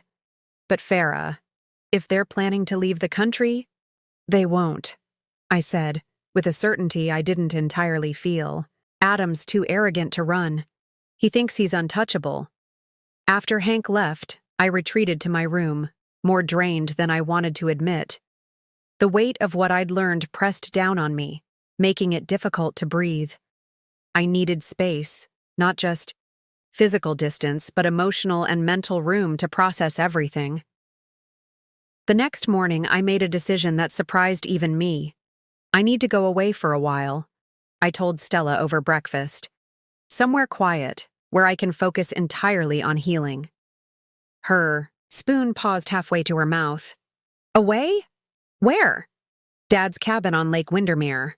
Our father's rustic vacation home was hardly the luxurious retreat most cancer patients might choose. Remote and simple, it offered basic comforts but little else. No nearby shopping, minimal internet connection, and a good 30-minute drive to the nearest hospital. Are you sure that's wise? Stella's concern was evident. You're still in active treatment. I've spoken with Dr. Wilson. She's arranging for my treatments to continue at Memorial Regional. It's only an hour from the cabin. I pushed my barely touched oatmeal away. I need this, Stella. I need to disappear for a while, to find my center again without constantly reacting to Adam's latest moves or fielding well-meaning but exhausting support from friends. My sister studied me for a long moment. You're withdrawing. I'm regrouping, I corrected gently. There's a difference. 2 days later, with Dr. Wilson's reluctant blessing and a trunk full of medical supplies, nutrition shakes, and comfortable clothes, I followed Stella's car up the winding road to Lake Windermere. The early autumn air held a crispness that filled my lungs with something close to pleasure for the first time in months. The cabin was exactly as I remembered from childhood summers: rustic pine walls, sturdy furniture built for comfort rather than style, and windows that framed the lake like living paintings. A hint of wood smoke lingered from previous visitors, mingling with the scent of pine and clean air. "I've stocked the refrigerator and pantry," Stella said, carrying my lightest bag inside. "The freezer has meals prepped for days when you don't feel up to cooking. Dad had the generator service last month, so you shouldn't lose power even if there's a storm." She set my bag down, her expression troubled. "Are you absolutely sure about this, Farrah? Being here alone during treatment—" "I won't be completely alone," I reminded her. "Hank will check in every few days and you'll be here weekends. The neighbors are year-round residents, and they have my contact information." I moved to the window, drawing strength from the serene lake view. "I need this, Stella. Space to heal without constantly navigating other people's feelings about my situation." She nodded reluctantly. "Promise you'll call if anything, and I mean anything, feels off. Day or night." "I promise." After a thorough review of my medication schedule, emergency contacts, and treatment transportation plan, Stella finally departed. The sound of her car fading into the distance until only the rustle of leaves and lap of lake water against the shore remained. For the first time in months, I was truly alone. No well-meaning sister hovering nearby, no medical professionals monitoring my vitals, no invisible presence of Adam's betrayal permeating familiar spaces. Just me, the cabin, and the quiet certainty that whatever came next, I would face it on my own terms. That evening, wrapped in a quilt on the cabin's screened porch, I watched the sunset paint the lake in shades of amber and rose. My phone sat silent beside me, deliberately set to "Do Not Disturb." The only exceptions were Stella, Hank, Dr. Wilson, and Caroline Winters, the small circle of people I still trusted completely. This strategic withdrawal wasn't about hiding or giving up. It was about creating space for myself away from the chaos Adam had created. Away from the well-meaning but exhausting sympathy of friends. Away from the constant reminders of what I'd lost and what still threatened to take even more from me. Here, among the pine trees and beside the lake where I'd spent childhood summers learning to swim and sail, I would reconnect with the core of who I was before cancer, before Adam, before all of it. Here, I would build myself back, cell by cell if necessary, into someone stronger than the woman who had been so thoroughly betrayed. I pulled out the journal I'd brought, opening to the first blank page. At the top, I wrote a single word: rebirth. Because that's what this was. Not an ending or a retreat, but the beginning of something new. The old Farrah, the one who had built her identity around being Adam's wife and a successful architect, was gone. Cancer and betrayal had seen to that. But from those ashes, someone new would emerge. I didn't yet know who that person would be. I only knew she would be stronger, wiser, and completely her own. As darkness settled over the lake, I made my way inside, tidying up with what little energy I had left. On the rustic dining table, I placed the folder containing all the documentation of Adam and Gemma's activities, my lottery ticket secure in its inner pocket. Then I added my medications, arranged in their weekly organizer, visible reminders of the battles I was fighting on multiple fronts. Tomorrow would bring another chemotherapy session, another day of physical struggle. But here, in this quiet space I'd claimed for myself, I would face each challenge one at a time, without the added burden of maintaining appearances or managing others' expectations. This withdrawal was not surrender. It was strategic redeployment. And when I emerged, when my body had healed and my spirit had rekindled, Adam would discover that the woman he'd discarded was gone. In her place would be someone he never saw coming. Days at the lake cabin fell into a rhythm dictated by my treatments and recovery cycles. Mondays meant chemotherapy at Memorial Regional, followed by 2 days of intense fatigue and nausea. By Thursday, I'd usually regained enough strength to take short walks along the lakeshore. Weekends brought Stella's visits, carrying news from the outside world I'd temporarily abandoned. During those first few weeks of self-imposed exile, I slept more than I had since childhood. Deep, healing sleep uninterrupted by the constant low-grade anxiety that had plagued me in the city. When not sleeping, I spent hours on the porch watching the lake's changing moods, from morning mist rising off the water to afternoon sunlight dancing across its surface to evening stillness under starry skies. "You look better," Dr. Wilson commented, during my 4th treatment at Memorial Regional. "Your blood counts are improving too." I nodded, too tired for extensive conversation but aware of the truth in her words. The strategic withdrawal was working, not miraculously, not instantaneously, but steadily. My body was responding to the combination of medical intervention and mental peace. After 6 weeks at the cabin, something unexpected happened. I woke, one morning with an urge to create, a sensation so familiar yet so long absent that it felt like greeting an old friend. Taking my coffee to the rustic desk overlooking the lake, I pulled out sketch paper and pencils I'd packed more out of habit than intention. My hand moved across the paper hesitantly at first, then with increasing confidence. Not architectural drawings as I'd expected, but fluid lines capturing the cabin's relationship to the landscape, the way morning light filtered through pine branches, the perfect reflection of mountains in still water. I lost myself in the process, emerging hours later with a stack of sketches and a strange sense of accomplishment. They weren't professional quality. Chemo had affected my fine motor control, but they represented something more important than technical perfection. They were evidence of my creative spirit, awakening from dormancy. The next day, I asked Hank to bring art supplies during his weekly check-in visit. He arrived with an embarrassment of riches: watercolors, pastels, charcoals, and a beautiful leather-bound sketchbook. "I wasn't sure what you needed," he explained, setting the packages on the dining table. "So I bought a little of everything." For the first time in months, I laughed, a genuine sound that surprised us both. "This is perfect, Hank. Thank you." As he updated me on his surveillance of Adam and Gemma, their property scheme expanding, their plans for relocation accelerating, I found myself strangely detached. Their actions still mattered for practical reasons: evidence gathering, legal proceedings, financial protections, but they no longer held emotional power over me. "You seem different," Hank observed as he prepared to leave. "More present." I considered his words, recognizing their accuracy. I'm finding myself again. Pieces I thought were lost for good.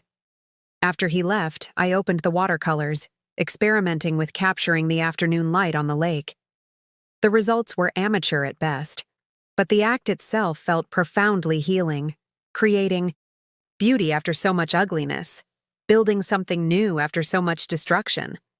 Art became my daily practice, as essential to my recovery as medications and nutrition shakes.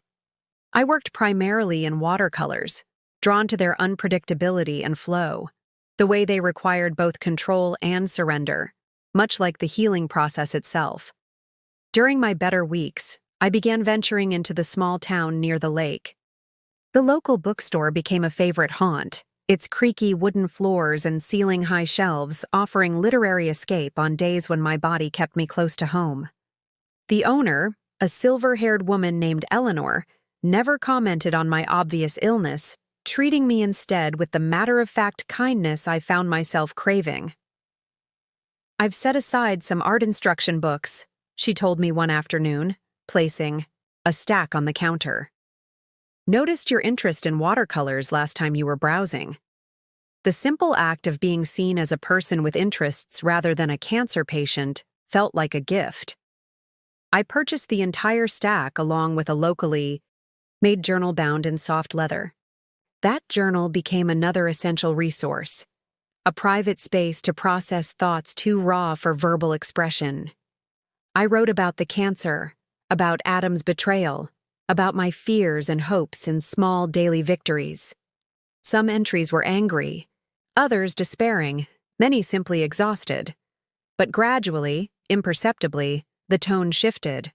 Less about what had been taken from me, more about what I was discovering within myself. 3 months into my lake retreat, I received unexpected news from Dr. Wilson. "The latest scans show significant reduction in tumor activity," she said, her professional demeanor softening with genuine pleasure. "Your body is responding exceptionally well to treatment." I sat in the sterile exam room, trying to absorb the meaning behind her clinical language.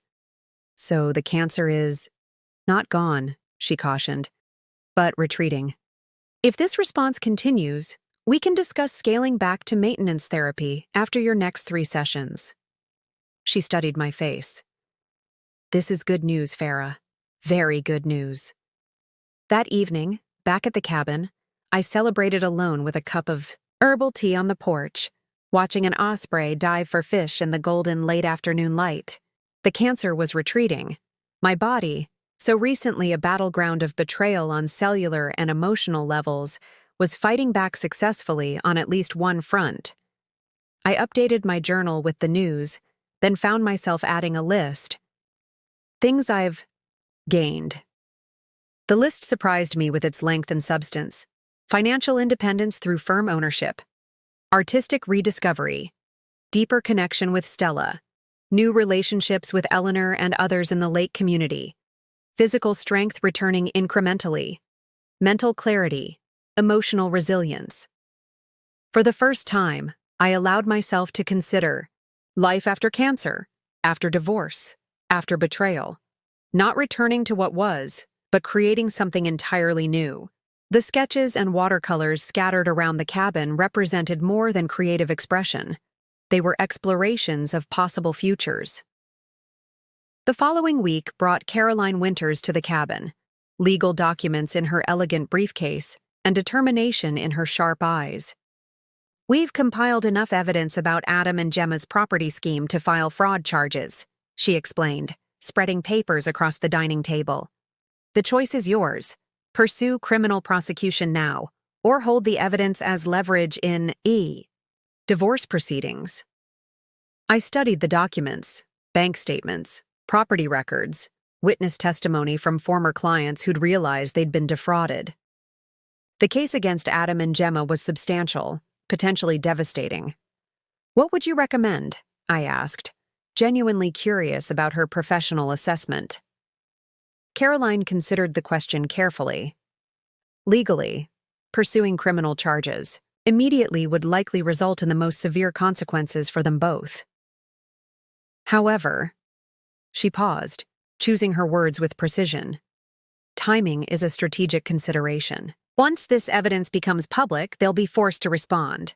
The element of surprise is valuable currency in situations like this." I nodded, understanding the subtext of her advice. "Let's hold for now. Continue building the case quietly, while I finish my primary treatment course." As she gathered the documents, Caroline's gaze swept over the watercolors displayed around the cabin. "You're an artist?" "I'm becoming one," I replied, the distinction feeling important somehow. Rediscovering parts of myself that got lost along the way. After she left, I added to my growing resources, legal ammunition now securely compiled, medical progress documented, artistic skills developing, and most importantly, a sense of self, independent from the roles I'd previously occupied. I was no longer simply Adam's betrayed wife or a cancer patient fighting for survival. I was Farrah, emerging from the chrysalis of trauma transformed, not yet fully formed, but taking shape with each passing day.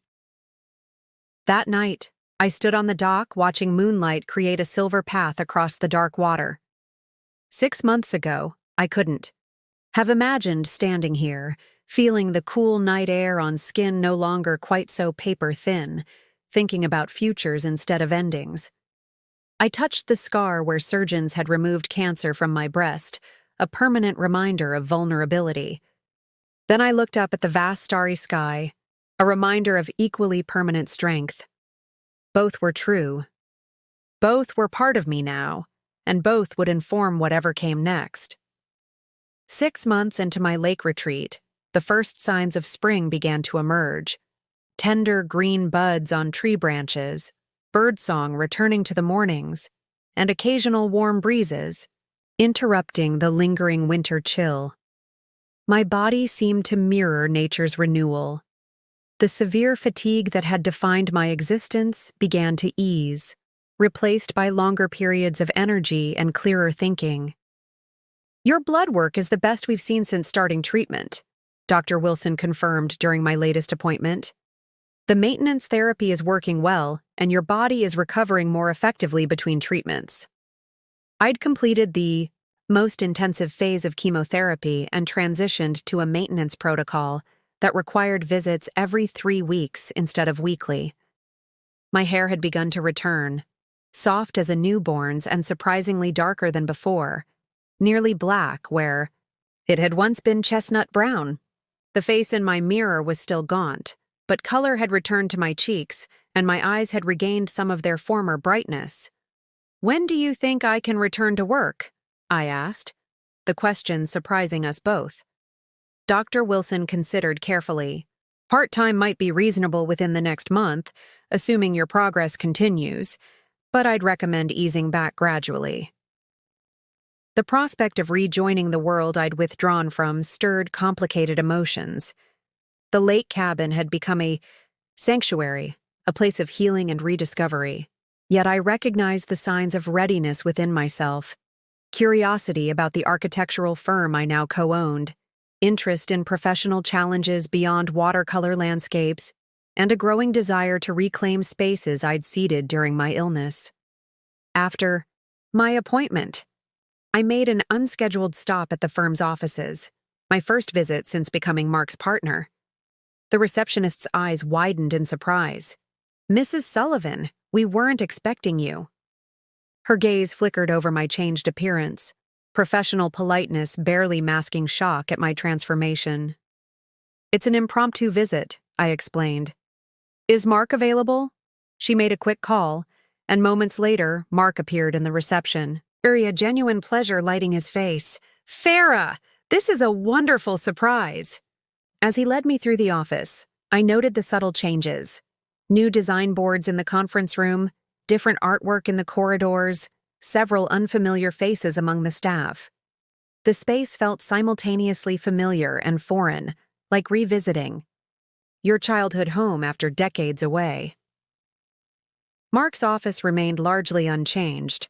Organized chaos of blueprints and material samples, awards lining the walls, the perpetually empty coffee mug he used as a paperweight. He cleared a chair for me, watching with barely concealed curiosity as I settled into it. "You look well," he said finally. "The lake has been good for you." "It has." I glanced around, taking in the visible signs of ongoing projects. "How are things here?"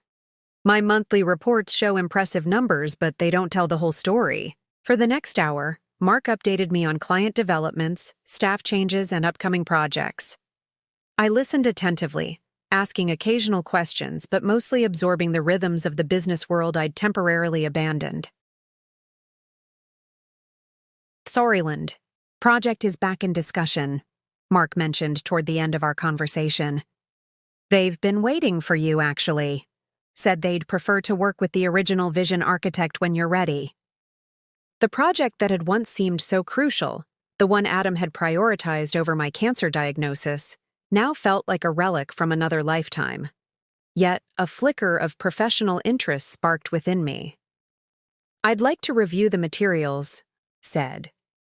Not making any promises, but I could at least look at where things stand. Mark's smile was warm with understanding. "No pressure. The door is open whenever you're ready to walk through it." As I prepared to leave, he handed me a thick envelope. "Financial details for next quarter's projections. I was going to mail these to the lake, but since you're here..." He hesitated. "Adam came by last week. tried to schedule a meeting with me. My pulse quickened slightly, the first physical reaction I'd had to Adam's name in months. What did he want? To discuss revisiting the terms of the ownership transfer, according to his message. Mark's expression hardened. I didn't take the meeting, referred him to the legal department. I nodded, processing this information. Has he tried again? No. But Farrah... Mark's voice lowered. He didn't look good. Thin, disheveled, nothing like his usual polished self. I absorbed this without comment, tucking the envelope into my bag. Thank you for handling it appropriately. Outside, spring sunshine warmed my face as I walked to my car. Adam's attempt to revisit the firm ownership was interesting. Perhaps the property scheme wasn't generating the expected returns, or perhaps legal consequences were beginning to materialize. Either way, his actions confirmed what Hank's surveillance had suggested: financial pressure mounting from multiple directions. Rather than returning directly to the lake, I made another unannounced visit, this one to my former home, the Modernist, house Adam and I had designed together in the early years of our marriage. I parked across the street, observing the property from a distance. The differences were immediately apparent. The meticulously maintained front gardens had grown slightly wild. The signature architectural lighting we'd installed remained unlit despite the approaching evening. A luxury SUV I didn't recognize sat in the driveway, Gemma's presumably. As I watched, the front door opened, and she emerged carrying a designer overnight bag, her blonde hair pulled back in a messy ponytail. Even from a distance, I could see tension in her movements, a harried quality that contradicted her usual calculated grace. She tossed the bag into the SUV and returned inside without the lingering, appreciative glance at the home's design features that had once been her habit. I remained parked for another hour, conducting my own surveillance. Adam appeared briefly, at an upstairs window, phone pressed to his ear, gesturing with agitation visible even from my vantage point. Later, delivery food arrived, a marked departure from the home-cooked meals he'd once insisted upon. Small details, but revealing ones. The next day, I met Hank at a cafe halfway between the city and the lake, eager to compare my observations with his professional findings. Their property scheme is unraveling, he confirmed, sliding photos across the table. 3 investors have filed complaints with regulatory authorities. Gemma's real estate firm has opened an internal investigation into accounting irregularities. Photos showed Adam and Gemma in various states of distress, arguing outside a restaurant, looking tense at a property showing, Adam pacing outside a lawyer's office while Gemma waited in the car. The Florida property has been listed for sale, Hank continued. Priced well below market value, suggesting urgency. I sipped my tea, considering the implications. They need cash. Desperately, from all appearances. Adam's been trying to access investment accounts that were frozen in the divorce proceedings. Gemma's credit cards have been declined at several establishments. Hank's expression remained professional, but satisfaction tinged his voice. The house, your house, has a pre-foreclosure notice filed against it. Mortgage payments 3 months behind. The news should have brought vindication or at least satisfaction. Instead, I felt a curious detachment, as if hearing about strangers' misfortunes. The emotional tether that had once bound me to Adam's fate had been severed, not in anger, but in healing. Have they made any attempts to access my current location or information? I asked, the practical question more relevant than their financial troubles. Adam hired a private investigator briefly, but the man wasn't particularly skilled. Hank allowed himself a small smile. I made sure he followed misleading trails. As far as they know, you're receiving treatment at a specialized facility in Arizona. I nodded, grateful for the continued privacy of my lake retreat. And the evidence regarding their property fraud? Growing stronger. Caroline's team has documentation of at least 12 fraudulent transactions, wire transfers to offshore accounts, and testimony from 2 former business associates willing to cooperate with authorities. As spring advanced, I continued my reconnaissance, making periodic quiet visits to the city to observe from a distance the unraveling of Adam and Gemma's carefully constructed world. I never approached them directly, never made my presence known. There was no confrontation, no dramatic scene, just methodical gathering of information about their deteriorating circumstances. Each visit reinforced what the evidence had already shown: their relationship fracturing under financial pressure, their professional reputations in tatters, their carefully constructed facade crumbling to reveal the empty core beneath. I took no pleasure in their downfall, but I did take notes, detailed observations about vulnerabilities, pressure points, and potential legal exposure, not for revenge, but for protection. Understanding the enemy's position is the first rule of strategic defense. During one such reconnaissance trip, I stopped at a convenience store near my former home, pulling in for gas before the drive back, and to the lake. As I waited for the tank to fill, I remembered my weekly ritual, the lottery ticket I'd faithfully purchased for years. "One quick pick for tonight's drawing," I said to the cashier, handing over $5. He printed the ticket, passing it to me with a practiced smile. "Good luck." I glanced at the random numbers, so different from my usual carefully selected combination, and tucked the ticket into my wallet without a second thought. The significance of this small deviation from routine wouldn't become apparent until much later. Back at the lake the following morning, I added my latest observations to the growing file of information about Adam and Gemma. Their world was collapsing naturally, without any direct action from me. Justice, it seemed, didn't always require intervention. Sometimes it arrived of its own accord, drawn by the gravitational pull of consequences following actions. As I closed the file, my phone buzzed with a text from Stella. "Channel 7 News. Now." I turned on the cabin's small television, something I rarely used, and found the local news in progress. The headline scrolling across the bottom of the screen sent a jolt through me. "Local real estate agent arrested in property fraud scheme." The camera showed Gemma being led from her office in handcuffs, her expression a mixture of shock and fear. The reporter's voice provided context. "Gemma Carlton of Prestige Properties was taken into custody this morning on multiple charges of fraud, embezzlement, and wire fraud. Sources close to the investigation suggest more arrests are imminent as authorities continue to unravel what appears to be an extensive property scheme targeting foreign investors." I watched in silence as the story unfolded, detailing allegations that matched exactly what Hank and Caroline had uncovered. The reconnaissance phase was ending more abruptly than I'd anticipated, events now moving with a momentum of their own. My phone rang almost immediately. Caroline Winters, her voice tight with urgency. "I assume you're watching the news," she said without preamble.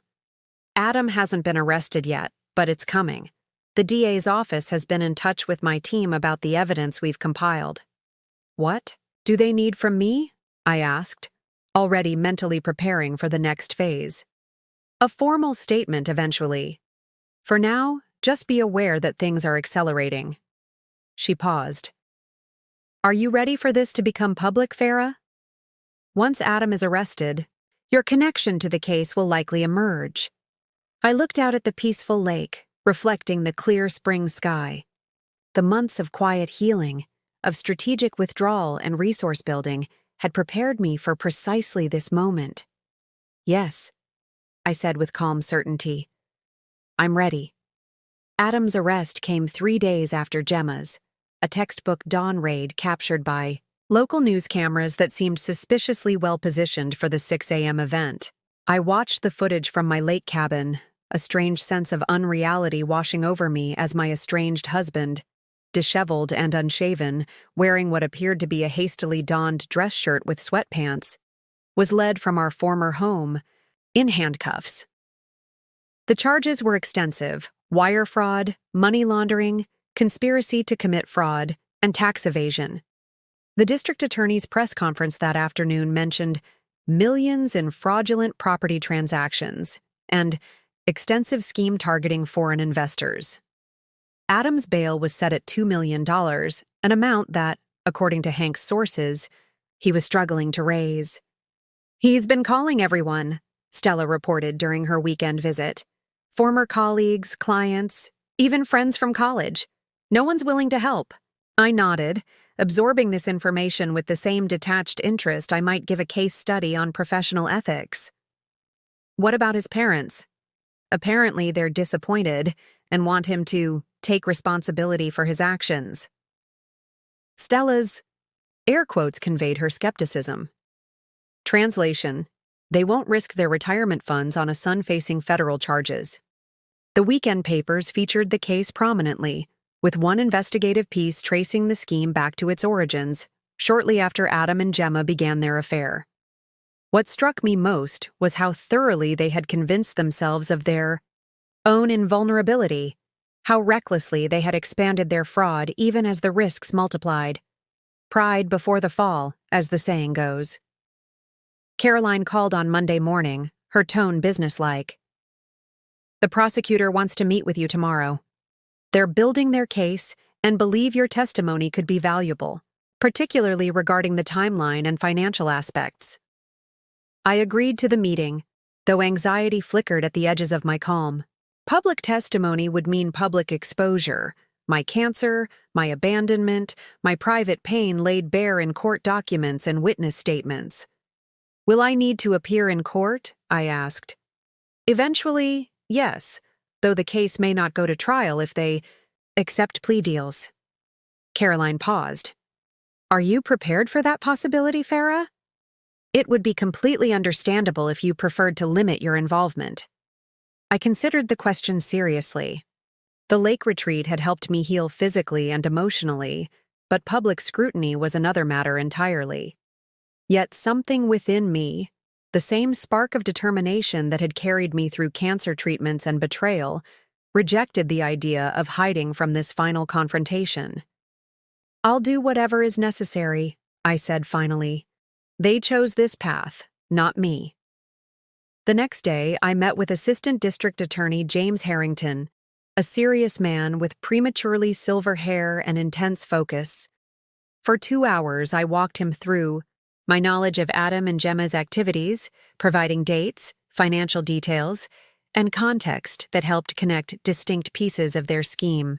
"Your recall is impressive, Mrs. Sullivan," Harrington remarked, reviewing his notes, "especially given the health challenges you were facing during this period." "Cancer focuses the mind," I replied simply. "When your body is betraying you cell by cell, you become acutely aware of other betrayals." He nodded, silent appreciation in his eyes. "There's something else you should know. We've offered Ms. Carlton a deal in exchange for testimony against your husband. Her attorney has indicated she's likely to accept." The news shouldn't have surprised me. Gemma's self-preservation instinct had always been strong, yet I felt a curious twist of emotion. Not jealousy or anger, but something closer to pity. Whatever genuine feeling might have existed between them hadn't survived the first real test. "Will her testimony affect the divorce proceedings?" I asked, practicality reasserting itself. "It could potentially expedite things. Her statement includes admissions about their relationship timeline that directly contradict your husband's claims in family court." Harrington closed his notebook. "Your attorney can petition for immediate resolution based on this new evidence." As I drove back to the lake that evening, thunderclouds gathered on the horizon, matching my contemplative mood. The criminal case against Adam and Gemma was proceeding independently of my actions now, a boulder rolling downhill with its own momentum. My focus needed to shift to the final resolution of my marriage and the formal beginning of whatever came next. Back at the cabin, I called a strategy meeting for the following week.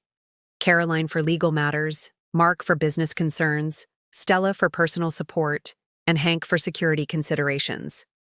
The time for passive observation had ended. Now decisions must be made and actions taken. They gathered at the cabin on a perfect spring morning, the lake a mirror reflecting blue sky and white clouds. We sat on the screened porch, iced tea and Caroline's meticulous agenda before us. "Let's start with the divorce," Caroline began. "Given recent developments, we have leverage to push for immediate resolution on highly favorable terms. Adam's legal team is overwhelmed with the criminal case and likely to accept reasonable demands without prolonged negotiation." "What exactly are we asking for?" I questioned, leaning forward. "Full ownership of the house, all remaining joint investment, accounts, and a clean break with no alimony in either direction." Caroline's expression was confident. "We'll position it as an opportunity for him to resolve at least one legal matter quickly while focusing on his criminal defense." I considered this, the practicality appealing, but something still unsettled. "The house. I'm not sure I want it anymore. Too many memories." "Take it anyway," Stella advised. "You can always sell it later. It's about what you deserve, not what you plan to keep." Mark cleared his throat. "From a business perspective, your position at the firm is secure regardless of the divorce outcome. The ownership transfer is legally binding and separate from marriage dissolution. However," he hesitated, "there will inevitably be questions from clients and industry colleagues about your connection to the case. We need a communication strategy," I acknowledged. "Something that establishes appropriate distance without appearing vindictive or capitalizing on their downfall." Caroline nodded approvingly. "Precisely. I suggest a simple statement acknowledging the situation, expressing appropriate regret, and focusing on your continued professional commitment moving forward." "What about personal security?" Hank interjected. "Once your involvement in the prosecutor's case becomes public, Adam may react unpredictably. He's facing potential prison time and significant financial penalties. People become desperate in those circumstances." The concern wasn't one I'd fully considered, accustomed as I'd become to the safety of my isolated retreat. "What do you recommend?" "Basic precautions. Security system at whatever residence you choose. Post-divorce. Changed. Routines. Awareness of surroundings." His expression remained professional, but genuine concern showed in his eyes. "And perhaps extending my services for the immediate future." I agreed to all recommendations, recognizing the wisdom in continued vigilance. The meeting continued with discussion of practical matters, my gradual return to work, the sale or retention of various assets, and the management of medical treatments as I transitioned back to city life. As evening approached and my impromptu advisory council prepared to depart, I felt a sense of clarity I hadn't experienced since before my diagnosis. The path forward wasn't easy, but it was visible now, a route mapped through legal, professional, and personal territories toward a future I was increasingly eager to reach. Stella lingered after the others left, helping me clear away glasses and notepads. "You've changed," she observed, not for the first time. "There's a certainty about you now." I smiled, recognizing the truth in her words.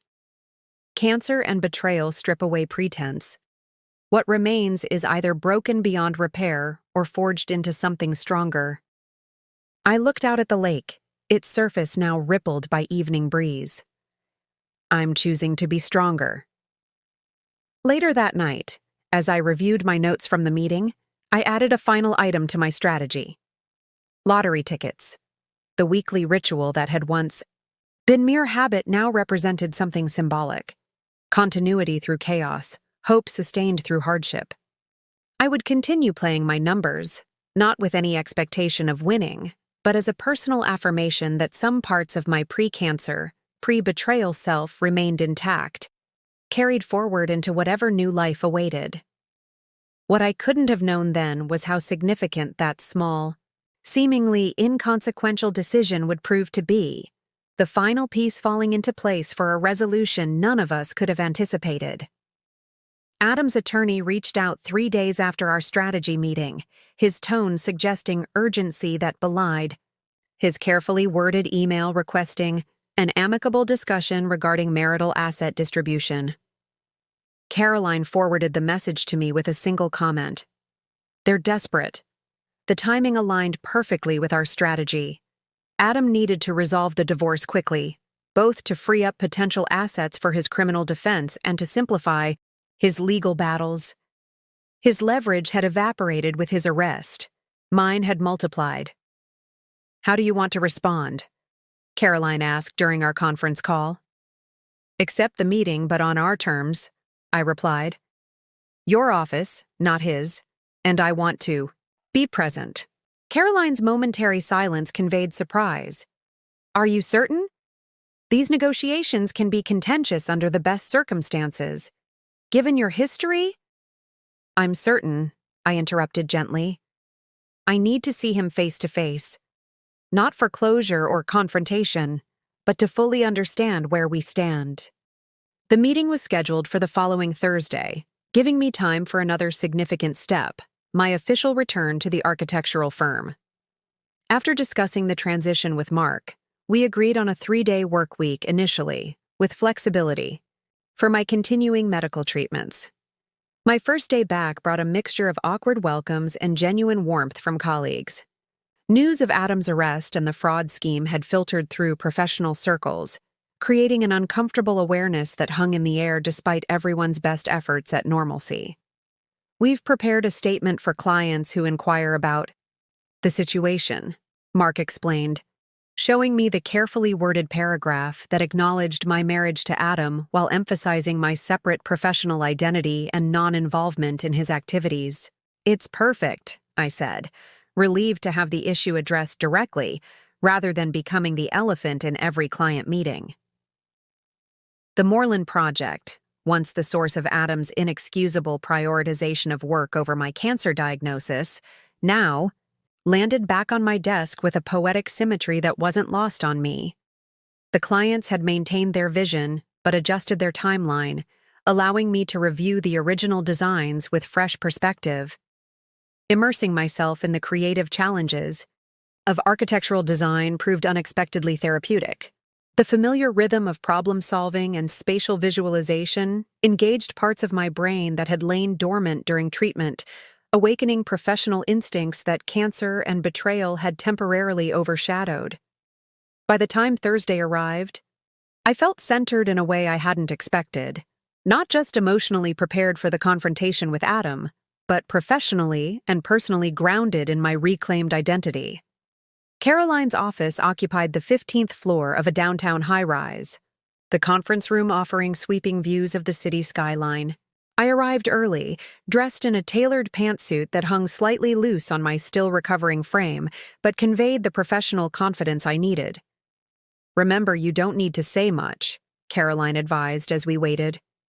"Your presence alone makes a statement. I'll handle the negotiation."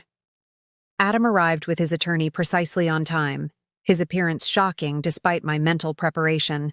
The polished, confident man who had once been my husband had been replaced by someone gaunt and gray, his designer suits exchanged for off-the-rack, attire that somehow emphasized rather than disguised his diminished circumstances. His eyes widened slightly when he saw me, perhaps surprised by my presence, perhaps taken aback by my transformation. The soft fuzz of new hair, the weight loss, the subtle markers of illness remained evident, but so too did the strength and clarity I'd cultivated during my retreat. "Farrah," he said, my name half greeting, half question. "Adam," I replied evenly, offering nothing more. His attorney, a harried-looking man with a worn briefcase, took charge, outlining their proposal for asset division, while Adam sat silently, gaze alternating between the conference table and the window behind me. The terms they offered were better than I'd expected, but still short of what Caroline and I had determined was fair.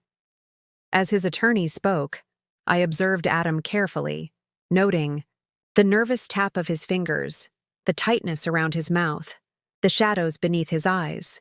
He was a man under siege, fighting battles on multiple fronts with dwindling resources.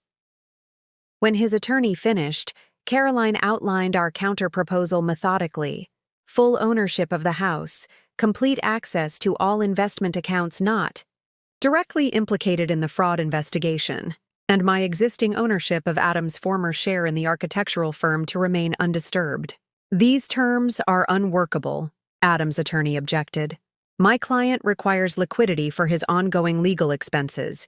The investment accounts were largely built through my client's prudent financial planning during years when Mr. Sullivan prioritized lifestyle spending, Caroline interrupted smoothly. Furthermore, your client's current legal difficulties stem directly from activities he pursued while abandoning his wife during her cancer treatment. The court will take a dim view of any attempt to use marital assets to defend himself against charges related to his affair and subsequent criminal activities. Adam flinched visibly at the blunt assessment. For the first time, he looked directly at me, something like shame flickering across his features before hardening into resignation. I've prepared documentation showing exactly how much of those assets came from my client's income and careful investment, Caroline continued, sliding a folder across the table. I'm confident a judge would award her considerably more than we're requesting. This offer is generous under the circumstances. The attorney leafed through the documents, his expression growing increasingly troubled. After a whispered consultation with Adam, he straightened. We'll need to review these figures and consult with our financial advisors. Of course, Caroline agreed. However, this offer expires in 48 hours. After that, we proceed to court and request full financial disclosure, including any accounts or assets Mr. Sullivan may have established during his relationship with Ms. Carlton. Adam paled slightly, suggesting there might indeed be hidden resources, not yet discovered by authorities. Interesting. As the meeting concluded, Adam lingered while his attorney gathered papers. Could I have a moment? He asked, looking at me rather than Caroline.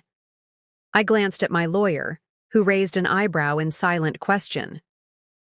5 minutes, I decided. Caroline can stay.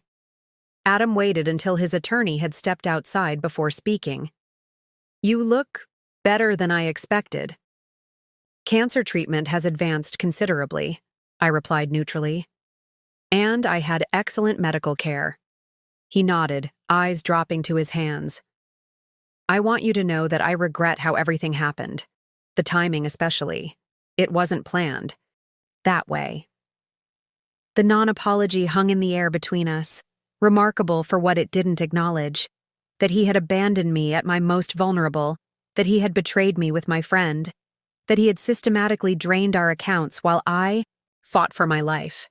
Is there something specific you wanted to discuss about the settlement? I asked, steering the conversation back to practicalities. He seemed to deflate further. No, just the house. I was hoping we might consider selling it and dividing the proceeds. There are too many memories there now. For you, perhaps, I said, a hint of steel entering my voice. For me, it represents 10 years of investment, financial and emotional. I'll decide its fate, not you. He accepted this with a nod, already standing to leave. At the door, he paused, looking back with an expression I couldn't quite decipher. For what it's worth, I'm glad you're recovering. You deserve that much at least. After he left, Caroline turned to me, professional mask momentarily dropped to reveal genuine curiosity. How do you feel? I considered the question carefully, examining the emotional response to this first direct encounter with Adam since his departure. What I discovered surprised me. Not anger or vindication or even satisfaction, but something closer to pity mixed with a calm detachment that would have been impossible months earlier. I feel complete, I said finally. Like I've closed a circuit that was left open. He's just a man who made terrible choices, not the center of my universe anymore. She smiled, understanding in her eyes. That's the best outcome we could hope for. That evening, as I settled into the small apartment I'd rented upon returning to the city, I reviewed the day's events with the methodical attention I now brought to every aspect of my rebuilding life. The confrontation with Adam had been illuminating, not because of anything he'd said, but because of my own response to him. The power dynamic had shifted completely. Where once his approval and attention had seemed essential, now he appeared diminished. Not just by circumstances, but by comparison to the person I had become through adversity. My phone chimed with a text from Stella. "How did it go? Need me? To come over with wine or ice cream or both?" I smiled, grateful for her unwavering support. "It went perfectly," I replied, "and no need for emotional support treats. Just stopping for groceries and my weekly lottery ticket, then having a quiet night in." "You and those lottery tickets," came her teasing response. "When you win millions, remember who brought you soup during chemo. You'll get the first yacht," I promised lightly. At the convenience store near my apartment, I purchased my usual ticket, selecting the familiar numbers that had accompanied me through marriage, cancer, and rebirth. The clerk, a teenager with bright purple hair, handed me the ticket with a practiced, "Good luck." I tucked it into my wallet without a second glance, unaware that those 6 numbers were about to transform my carefully reconstructed life in ways no strategy meeting could have anticipated. The first sign that something extraordinary had happened came at 6:30 a.m. when my phone began vibrating incessantly on the nightstand. Half awake, I fumbled for it, squinting at the screen to find 17 missed calls, most from Stella, but also from Caroline, Mark, and several numbers I didn't recognize. Before I could return any calls, a text from Stella flashed across the screen. "Call me right now. Have you checked your ticket?" Ticket? My mind, still foggy with sleep, took a moment to make the connection. The lottery ticket. Last night. Pulse suddenly racing, I opened my browser and searched for the previous night's lottery results. The 6 winning numbers appeared on the screen, and for a long moment, I simply stared at them, unable to process what I was seeing. They were my numbers. The ones I'd played faithfully for years. The ones representing significant dates from a marriage that no longer existed. I scrambled out of bed, nearly tripping over the throw rug in my haste to reach my purse. The ticket was there in my wallet, the numbers matching perfectly with those on my phone screen, $47,800,000. The largest jackpot in 3 years. My legs gave way, and I sank to the floor, ticket clutched in suddenly trembling hands. This couldn't be real. People like me, people who'd endured cancer and betrayal and financial manipulation, didn't suddenly win multi-million-dollar lotteries. It was too perfect, too precisely timed, too much like divine intervention in a life that had seen precious, little evidence of benevolent higher powers. My phone rang again, Stella, for the 18th time that morning. I answered automatically, my voice barely a whisper. "Did you see?" she demanded without preamble. "Tell me you've checked your ticket."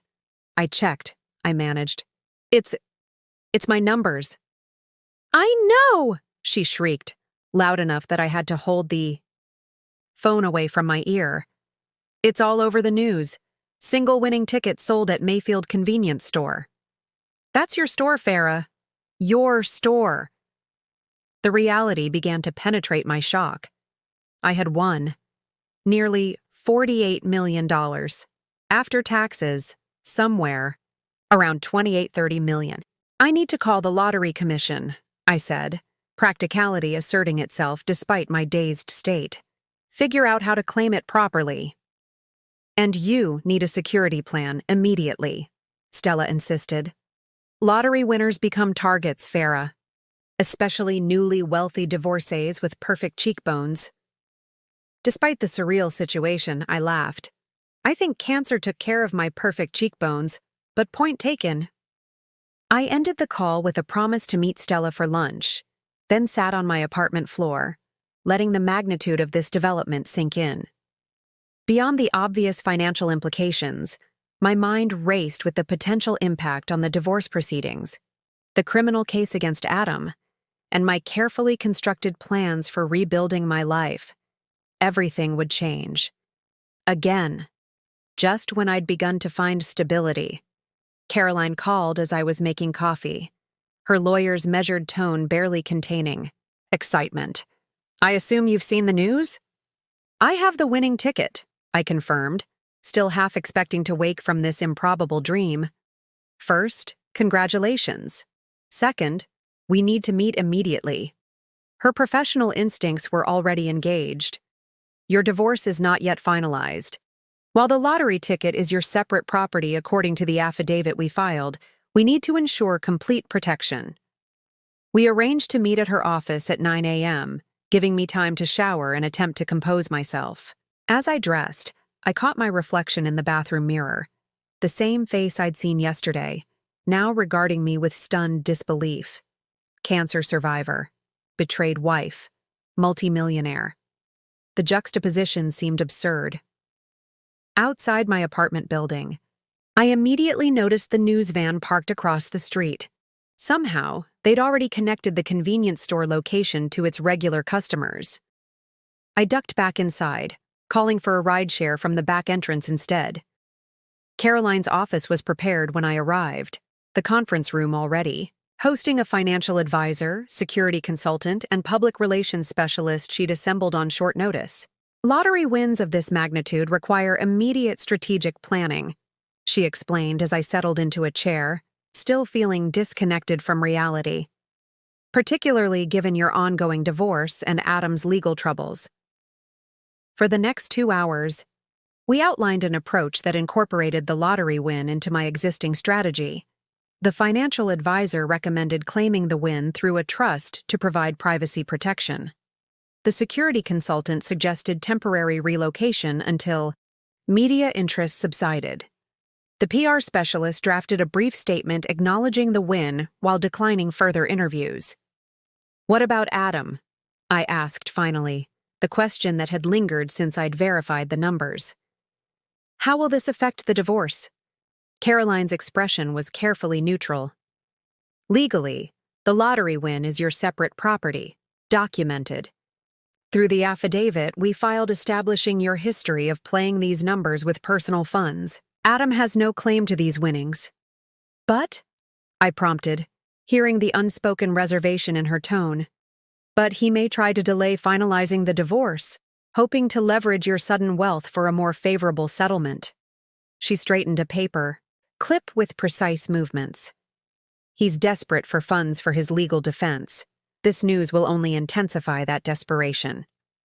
As if summoned by our discussion, Caroline's assistant knocked and entered with a message. "Mr. Sullivan's attorney just called. He'd like to revisit the settlement terms in light of, quote, changed financial circumstances." The speed of Adam's response was both predictable and disappointing. Not even 24 hours had passed since the drawing, yet he was already maneuvering to capitalize on my good fortune. "Declined," Caroline replied immediately. "Our settlement offer stands as presented yesterday, with the 48-hour deadline unchanged." After the meeting disbanded, I sat alone with Caroline, the morning's whirlwind of activity settling into a strange calm. "How are you really feeling about this?" she asked, setting aside legal pads and documents to focus fully on me. I considered the question seriously. "Overwhelmed, confused, like the universe has a very strange sense of humor." I met her gaze directly. "And determined not to let this windfall derail the progress I've made. Money changes circumstances, not character." She nodded approvingly. "That perspective will serve you well. Many lottery winners find sudden wealth more curse than blessing because they're unprepared for the psychological impact.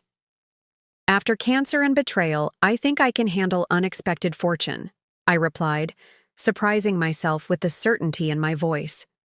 By early afternoon, news of my identity as the lottery winner had leaked to local media. My phone exploded with messages, childhood acquaintances, distant relatives, former colleagues, all suddenly remembering our deep connection. I silenced notifications, following the security consultant's advice to minimize digital exposure. Stella met me at a private dining room in an upscale restaurant, having navigated past reporters to reach me. Her excitement provided welcome normalcy amid the surreal day. I still can't believe it, she said, embracing me tightly. My sister, the multimillionaire. It's cosmically perfect after everything Adam put you through. Speaking of Adam, I began, but was interrupted by my phone, one of the few numbers I'd kept unblocked. Hank with news too urgent to wait. Adam's outside your apartment building, he reported tersely. Pacing the sidewalk, looking agitated. I've stationed someone to monitor but wanted you to know immediately. The image was unsettling. Adam, presumably having seen the news of my win, driven to physically seek me out rather than working through legal channels. What did he hope to accomplish by such a direct approach? Thank you, I told Hank. I won't be returning there tonight. Make arrangements for a hotel, please. After ending the call, I explained the situation to Stella, whose expression darkened, with concern. He's getting desperate, she observed. The combination of criminal charges, financial collapse, and now your lottery win. It's a volatile mix. I nodded, understanding the implications. Adam had lost everything that once defined his identity: professional standing, social position, financial security. Meanwhile, I, the wife he'd abandoned during cancer treatment, had not only survived but now possessed the wealth and freedom he'd sacrificed everything to pursue. It was, as Stella had said, cosmically perfect and potentially dangerous. That evening, settled in a luxury hotel suite under a pseudonym, I watched local news coverage of my win. The convenience store owner beamed with pride at having sold the winning ticket. Neighbors offered quotes about my character and recent challenges. Financial experts discussed tax implications and statistical improbabilities. One segment featured a brief street interview with Adam, clearly ambushed by reporters outside my apartment building. His expression cycled rapidly between practiced charm and barely contained anger as he offered a tight-lipped no comment to questions about his estranged wife's sudden fortune. Watching him retreat to his car, pursued by cameras and microphones, I felt an unexpected twinge of emotion, not satisfaction or vindication, but a complex mixture of detachment and clarity. The man fleeing reporters bore little resemblance to the husband I'd once adored. His desperation was evident in every tense movement, every forced smile. My phone chimed with a text from a number I didn't recognize. We need to talk, please. Adam, reaching out directly despite pending legal proceedings. I forwarded the message to Caroline without responding, then turned off the television and drew the hotel room curtains against the city lights. Tomorrow would bring new challenges: lottery commission paperwork, trust establishment, security arrangements. But tonight, alone in the quiet of an anonymous hotel room, I allowed myself to fully absorb the day's extraordinary turn of events. Cancer had taught me life's fragility. Adam's betrayal had taught me love's impermanence. Now fate or chance or cosmic justice had delivered an unexpected third lesson: fortune's capacity to change everything in an instant. The irony wasn't lost on me. The numbers that had once commemorated milestones in my marriage had now funded my complete independence from it. The following morning brought a carefully orchestrated series of events that would permanently alter the trajectory of my life. At 9 a.m., Caroline and I arrived at the State Lottery Commission offices through a private entrance, avoiding the media gathered at the main doors. By 11 a.m., I had completed the necessary paperwork to claim my winnings through the newly established Phoenix Trust, named for the mythical bird that rises from ashes, a symbolism not lost on Caroline when I suggested it. Appropriate, she had commented with a small smile. Lottery officials confirmed what we already knew. After taxes, my winnings would amount to approximately $28.7 million. The funds would be transferred to the trust's accounts within 14 business days. As we left the commission offices, Caroline received a call from Adam's attorney. His voice was audible even without speakerphone, a forceful barrage of arguments about changed circumstances, and equitable distribution that Caroline listened to with professional patience before delivering her response. My client's position remains unchanged.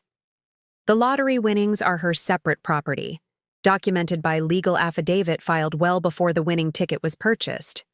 Furthermore, Mr. Sullivan abandoned Mrs. Sullivan during cancer treatment, emptied joint accounts, and is now facing criminal charges for fraud committed during their marriage. Her tone was calm, but resolute. The settlement offer expires at 5 p.m. today. After that, we proceed to court with full financial disclosure requests, including detailed investigation of any remaining assets from Mr. Sullivan's fraudulent activities. She ended the call and turned to me.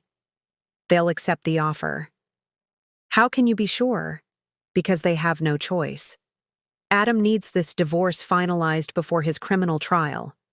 A contentious divorce proceeding would only complicate his defense, strategy, and potentially reveal additional financial improprieties.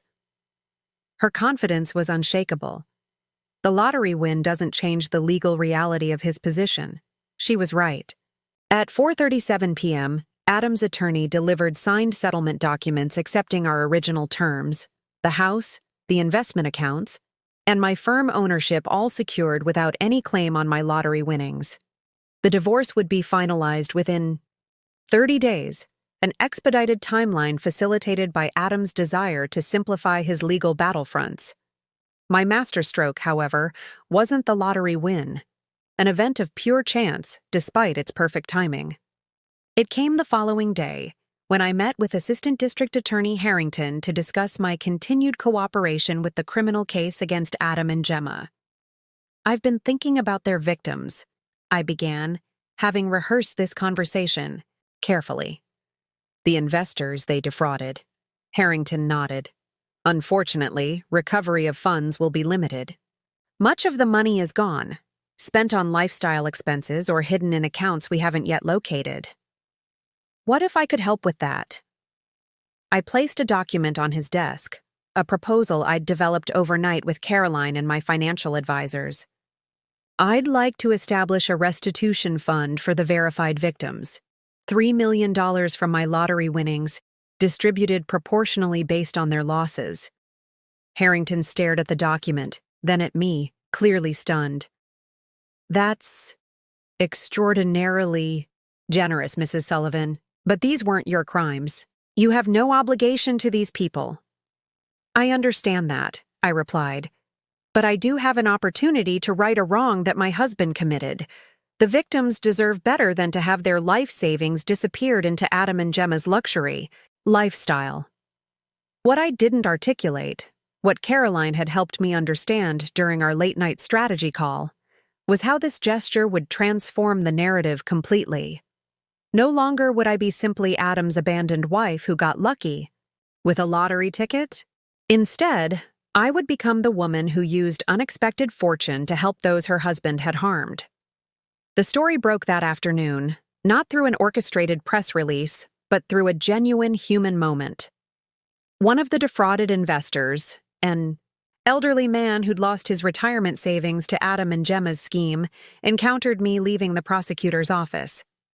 His daughter recognized me from news coverage of the lottery win. "You're her," she said, stopping me on the courthouse steps. The lottery winner, Adam Sullivan's wife. Ex-wife, very soon, I corrected gently. The man stepped forward, his expression a mixture of anger and despair. "Your husband took everything we had. 40 years of savings, gone." I met his gaze directly. "I know. And while I can't undo what he did, I've just established a fund to help repay those he harmed. You'll be hearing from the district attorney's office soon with details." Their shock was visible, the daughter's eyes filling with tears. A courthouse reporter, overhearing the exchange, approached for clarification. By evening, the story dominated local news. Lottery winner establishes $3 million fund for husband's fraud victims. It was the perfect counter to Adam's narrative, one I knew he would attempt, that I was heartlessly abandoning him in his time of need despite my newfound wealth. Instead, I had demonstrated compassion for strangers, while he had shown none for his own wife during her cancer battle. The Master. Stroke wasn't buying justice, it was reclaiming the narrative itself. The ripple effects of my lottery win and subsequent establishment of the Victim Restitution Fund spread far beyond my personal circumstances, touching lives in ways I couldn't have anticipated. Within days, the prosecutor's office reported a surge in cooperation from previously reluctant witnesses in Adam and Gemma's fraud case, many citing my actions as inspiration to do the right thing. Gemma's plea deal, already in negotiation, was hastily finalized, as her attorney recognized the shifting public sentiment. Her statement to prosecutors included damning details about Adam's role as the scheme's architect, portraying herself as a reluctant participant manipulated by his charm and promises.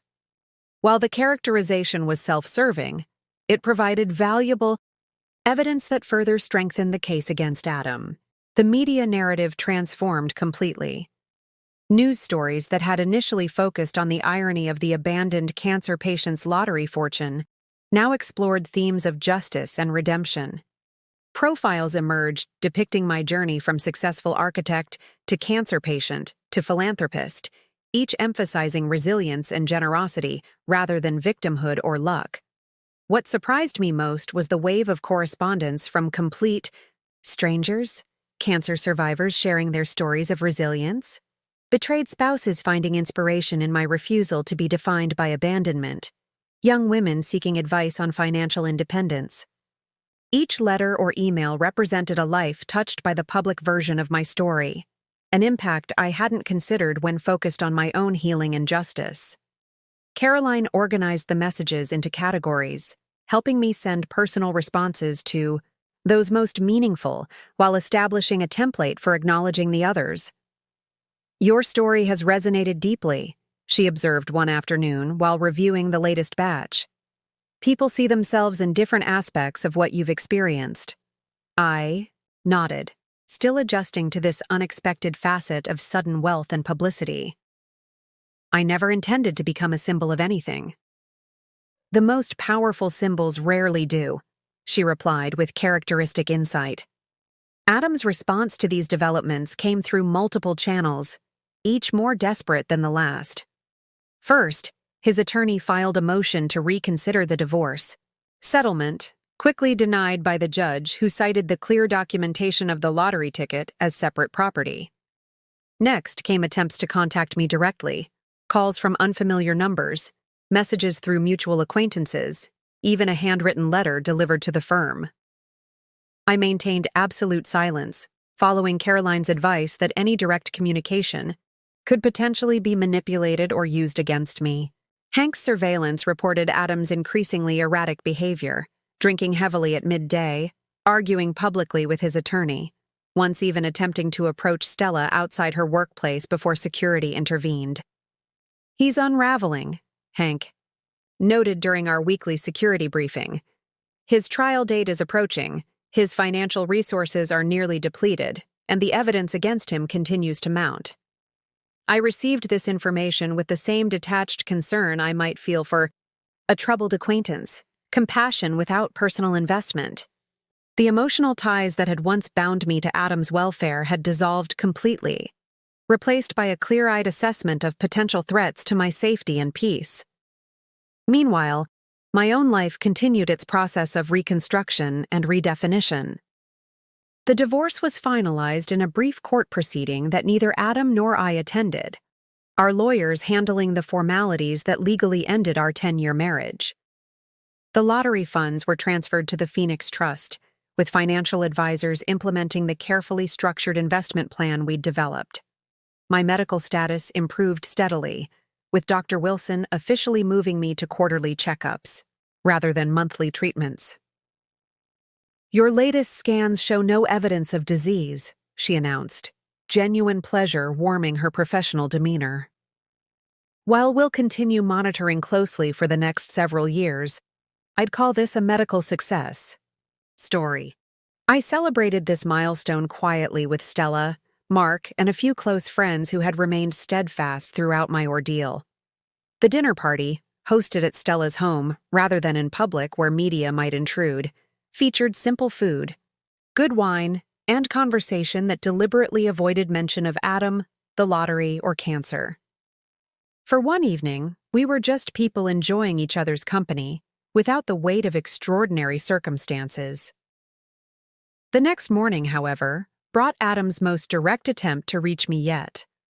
As I left my apartment building for work, having moved from the temporary hotel to a secured residential complex recommended by Hank, Adam stepped from behind a parked car, his appearance shocking despite Hank's reports. Gaunt and unshaven, wearing wrinkled clothes that bore little resemblance to his former impeccable style, he blocked my path to the waiting car where my security detail had momentarily stepped away. "Farrah, please," he began, his voice hoarse and desperate. 5 minutes, that's all I'm asking. 5 minutes to explain. I stopped, maintaining distance while assessing potential threat levels as Hank had trained me. Adam's posture was supplicant rather than aggressive, his hands visible and empty, his eyes bloodshot but focused. "There's nothing to explain," I replied evenly. "The divorce is final. Your trial is scheduled. Our connection is severed." "You don't understand," he insisted, taking a step closer before registering my immediate step back. "I made terrible mistakes, but Gemma manipulated everything. She pushed me to start the scheme, to leave when you got sick. I was weak, but she was calculating." My security detail appeared then, positioning themselves between us with professional efficiency.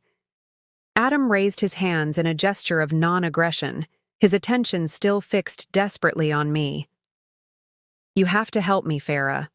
The plea they're offering means prison time." "Prison? I can't." His voice broke, genuine fear flashing across his features. "I'm not built for that. You know me." That was precisely the problem. I did know him. The real Adam beneath the charming facade, the man capable of abandoning his wife during cancer treatment, the partner who had betrayed not just marriage vows, but basic human decency. "I need to get to work," I said simply, moving toward my waiting car. "Please don't approach me again. Any communication should go through our attorneys." "Farrah!" His voice rose as security guided me away. "You won the lottery! Millions! You could help me and never even feel it." The naked entitlement in his plea, the assumption that my good fortune somehow obligated me to rescue him from consequences, confirmed everything I'd come to understand about the man I'd once loved. Adam hadn't changed. He'd merely been stripped of the resources that had once allowed him to disguise his true nature.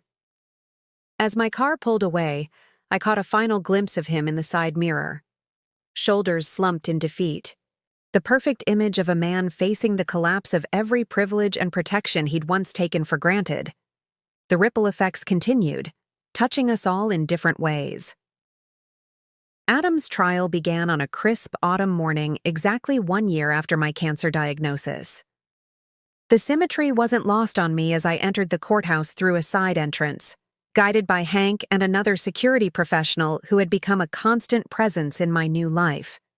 I had no legal obligation to attend. My testimony had been recorded in depositions and would be presented without requiring my presence in the courtroom. Yet something within me needed to witness this final chapter, to observe firsthand as the full consequences of Adam's choices unfolded. The courtroom was crowded with media, legal professionals, and victims of the fraud scheme. I took a seat in the back row, deliberately inconspicuous despite the public fascination with my story. My appearance had changed significantly since the days of active treatment. My hair now a stylish pixie cut that worked with rather than against the new texture cancer had left me with, my weight restored to healthy levels, my wardrobe reflecting the confident professional I had reclaimed. Adam sat at the defense table, shoulders hunched beneath an ill-fitting suit that suggested further financial decline.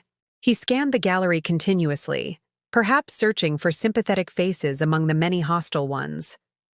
When his gaze finally found mine, The shock of recognition visibly rippled through him.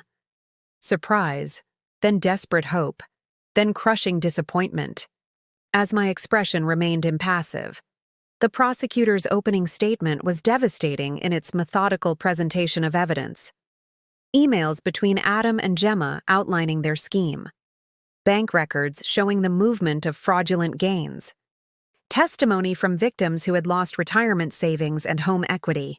And most damning, Gemma's comprehensive account of how Adam had orchestrated the entire operation, using her real estate connections while controlling the financial mechanics. During a brief recess, I stepped into the hallway for air, finding myself face to face with Adam's parents. I had always maintained cordial relations with them during our marriage, though never the warmth I'd shared with my own family. They looked older than I remembered, their faces etched with the strain of their son's public disgrace. "Farrah," his mother acknowledged, her voice small. We didn't expect to see you here. I needed to see it concluded," I replied simply. His father cleared his throat awkwardly. "We've followed the news about your health, the lottery, the fund you established." He seemed to struggle for words. It was a decent thing, helping those people. The observation struck me as curiously detached, as though they were commenting on a stranger's actions rather than their former daughter-in-law's response to their son's crimes. Perhaps that emotional distance was necessary for them to reconcile the son they loved with the man being exposed in court. "Adam made choices," I said finally. "I've made mine." His mother's eyes welled with tears. "He was always such a good boy. We don't understand how this happened." I felt a flicker of compassion for these people caught in the crossfire of their son's moral collapse. They too were victims of Adam's deception, their understanding of their child fundamentally shaken. Sometimes we don't truly know people, even those closest to us, I offered, the hard-won wisdom of my journey evident in the gentle finality of my tone. Later that day, I watched from my quiet corner as Adam took the stand in his own defense, a risky strategy born of desperation. His testimony was a masterclass in deflection and minimal acknowledgement, admitting to errors in judgment and professional shortcuts while attempting to shift the most serious offenses onto Gemma's shoulders. The prosecutor's cross-examination dismantled this narrative methodically, using Adam's own emails, financial records, and prior statements to reveal the calculated nature of his actions. By the time he stepped down, his credibility lay in ruins alongside his reputation and career. I slipped out before proceedings concluded for the day, having seen what I needed to see. The transformation was complete, not just Adam's fall from grace, but my own evolution from the woman who had once built her life around his. The jury took less than 6 hours to reach their verdict. Guilty on all counts. I wasn't in the courtroom when it was announced, having said my silent goodbye to that chapter of my life the previous day. Instead, I was in a sunny conference room across town, finalizing plans for the Farrah Sullivan Foundation. The Victim Restitution Fund generated significant goodwill, my new philanthropic advisor explained, spreading concept documents across the polished table. A permanent foundation could build on that momentum while addressing causes you're passionate about. The foundation would focus on 3 areas close to my heart: cancer support for patients facing treatment without adequate family networks, financial literacy programs targeting women in vulnerable positions, and architectural scholarships for promising students from disadvantaged backgrounds. The symmetry felt right, each program addressing an aspect of my journey, transforming personal trials into community resources. News of Adam's conviction reached me via text from Caroline, a simple message. Guilty all counts. Sentencing in 3 weeks. Call if you want details. I acknowledged receipt, but didn't request further information. The specifics of Adam's punishment, while once central to my sense of justice, now felt like footnotes to a story I was no longer actively writing. That evening, I returned to the lake cabin for the first time since claiming my lottery winnings. The familiar drive along winding roads triggered memories of my strategic withdrawal months earlier. How desperate and determined I'd been, seeking space to heal both body and spirit among the pines and quiet waters. The cabin looked smaller, somehow, though nothing had physically changed. Perhaps I was the one who had expanded, growing beyond the confines of the person who had sought refuge here. I settled on the screened porch with a glass of wine, watching daylight fade across the lake that had witnessed my transformation. My phone chimed with a message from Mark. Moreland project presentation approved unanimously. Client specifically praised your innovative resilience. Thought you'd want to know. I smiled, professional satisfaction warming me alongside personal contentment. The architectural firm continued to thrive under our joint leadership, my creativity, renewed and enhanced by experiences that had initially seemed purely destructive. Some of my best designs now incorporated elements of organic resilience and strategic adaptation, concepts I understood intimately from rebuilding my own life. The following week brought Adam's sentencing hearing.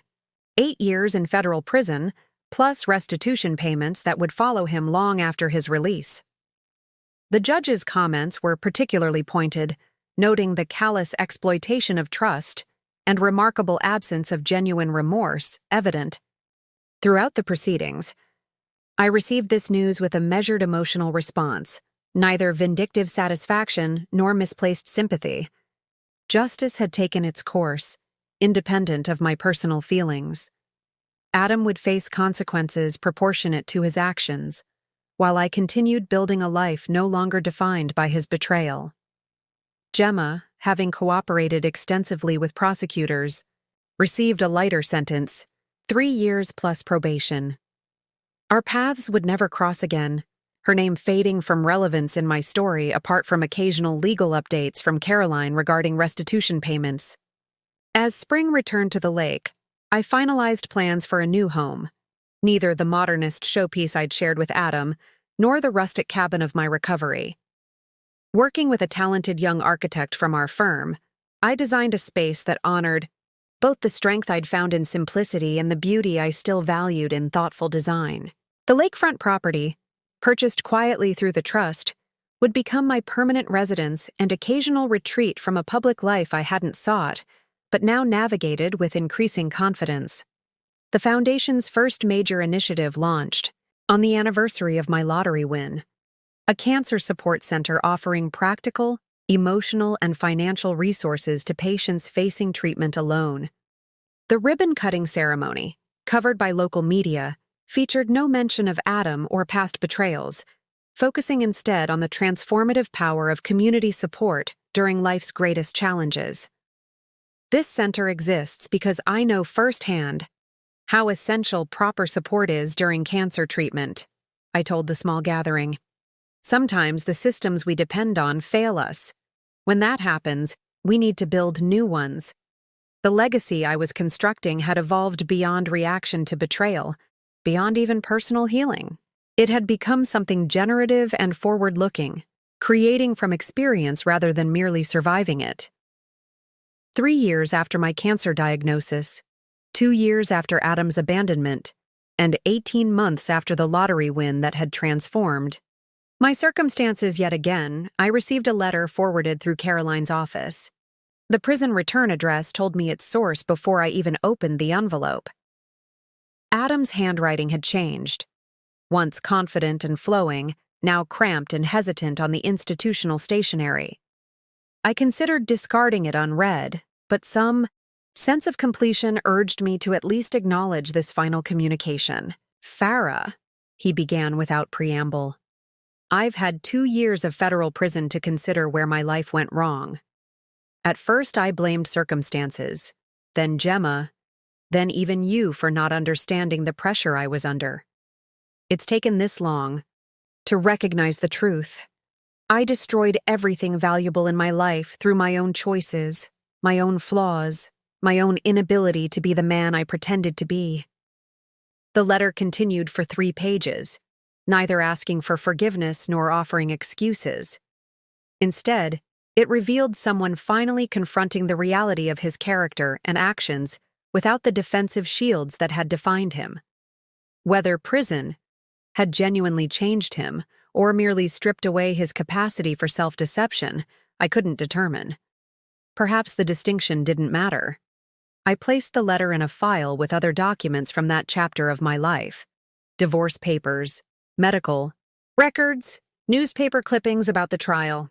Not prominently displayed, but not discarded either. Part of a history I neither denied nor dwelled upon. That same afternoon, I met with the Foundation's board to review our expanded initiatives, including a new housing program for cancer patients traveling for specialized treatment. The conference room overlooked the city where my journey had unfolded. The hospital where I'd received my diagnosis visible in the distance. The courthouse where Adam had faced justice. The convenience store where a random lottery ticket had defied all odds. The 5-year survival statistics for patients with adequate support are significantly higher. Dr. Wilson, now a valued Foundation advisor, explained to the board. What we're creating here addresses a critical gap in cancer care. Later, walking along the lakeshore path near my new home, I reflected on the extraordinary sequence of events that had brought me to this point. The cancer that might have killed me, but instead revealed my strength. The betrayal that should have broken me, but instead freed me from an unworthy relationship. The lottery win that could have defined me, but instead became a tool for meaningful impact. None of these transformative events had been within my control. They were blows of fate, positive and negative, landing with arbitrary force. What I had controlled was my response to each, the meaning I assigned, and the direction I chose in their aftermath. My phone chimed with a message from Stella, including a photo of her daughter, my niece, proudly displaying an architectural drawing she'd created just like Aunt Farrah. The simple joy of this connection brought unexpected tears. Family, friendship, creative work, philanthropy. These were the true fortunes in my reconstructed life. As twilight settled over the lake, I watched a pair of ospreys return to their nest high in a pine tree near the water's edge. They had been there when I first arrived at the cabin during my illness, a testament to nature's resilience through seasonal changes and storms. Now they represented something profound about continuity amid transformation. The nest, repeatedly damaged by winter winds, rebuilt each spring. Fundamentally the same, yet subtly different with each iteration. I had survived cancer's cellular rebellion. I had endured Adam's devastating betrayal. I had managed the mixed blessing of sudden wealth with integrity and purpose. Each challenge had altered me. Each response had revealed me. Each rebuilding had strengthened me. The woman who had once defined herself as Adam's wife, as a cancer patient, as a lottery winner, now stood complete in her own right: architect, survivor, philanthropist, friend, sister, aunt, and most importantly, herself. Not defined by what had happened to her, but by what she had chosen to create from those happenings. The path forward stretched invitingly before me, no longer shadowed by illness or betrayal. I had emerged from the crucible of that terrible year, not just healed but transformed, carrying forward the wisdom gained without being weighed down by the pain that had birthed it. Some might call it karma that Adam now lived confined within prison walls while I enjoyed expansive freedom. Others might see cosmic justice in my financial windfall after his attempts to leave me destitute. But I recognized a deeper truth. The real victory wasn't in his punishment or my good fortune, but in the person I had become through it all. Person who could read his letter without rancor, who could build a foundation to help others through similar trials, who could appreciate an osprey's nest as a metaphor for her own resilient spirit. The setting sun cast long shadows across the water as I turned toward home, at peace with all that had been and all that might yet be. Up next, you've got 2 more standout stories right on your screen. If this one hit the mark, you won't want to pass these up. Just click and check them out. And don't forget to subscribe and turn on the notification bell so you don't miss any upload from us.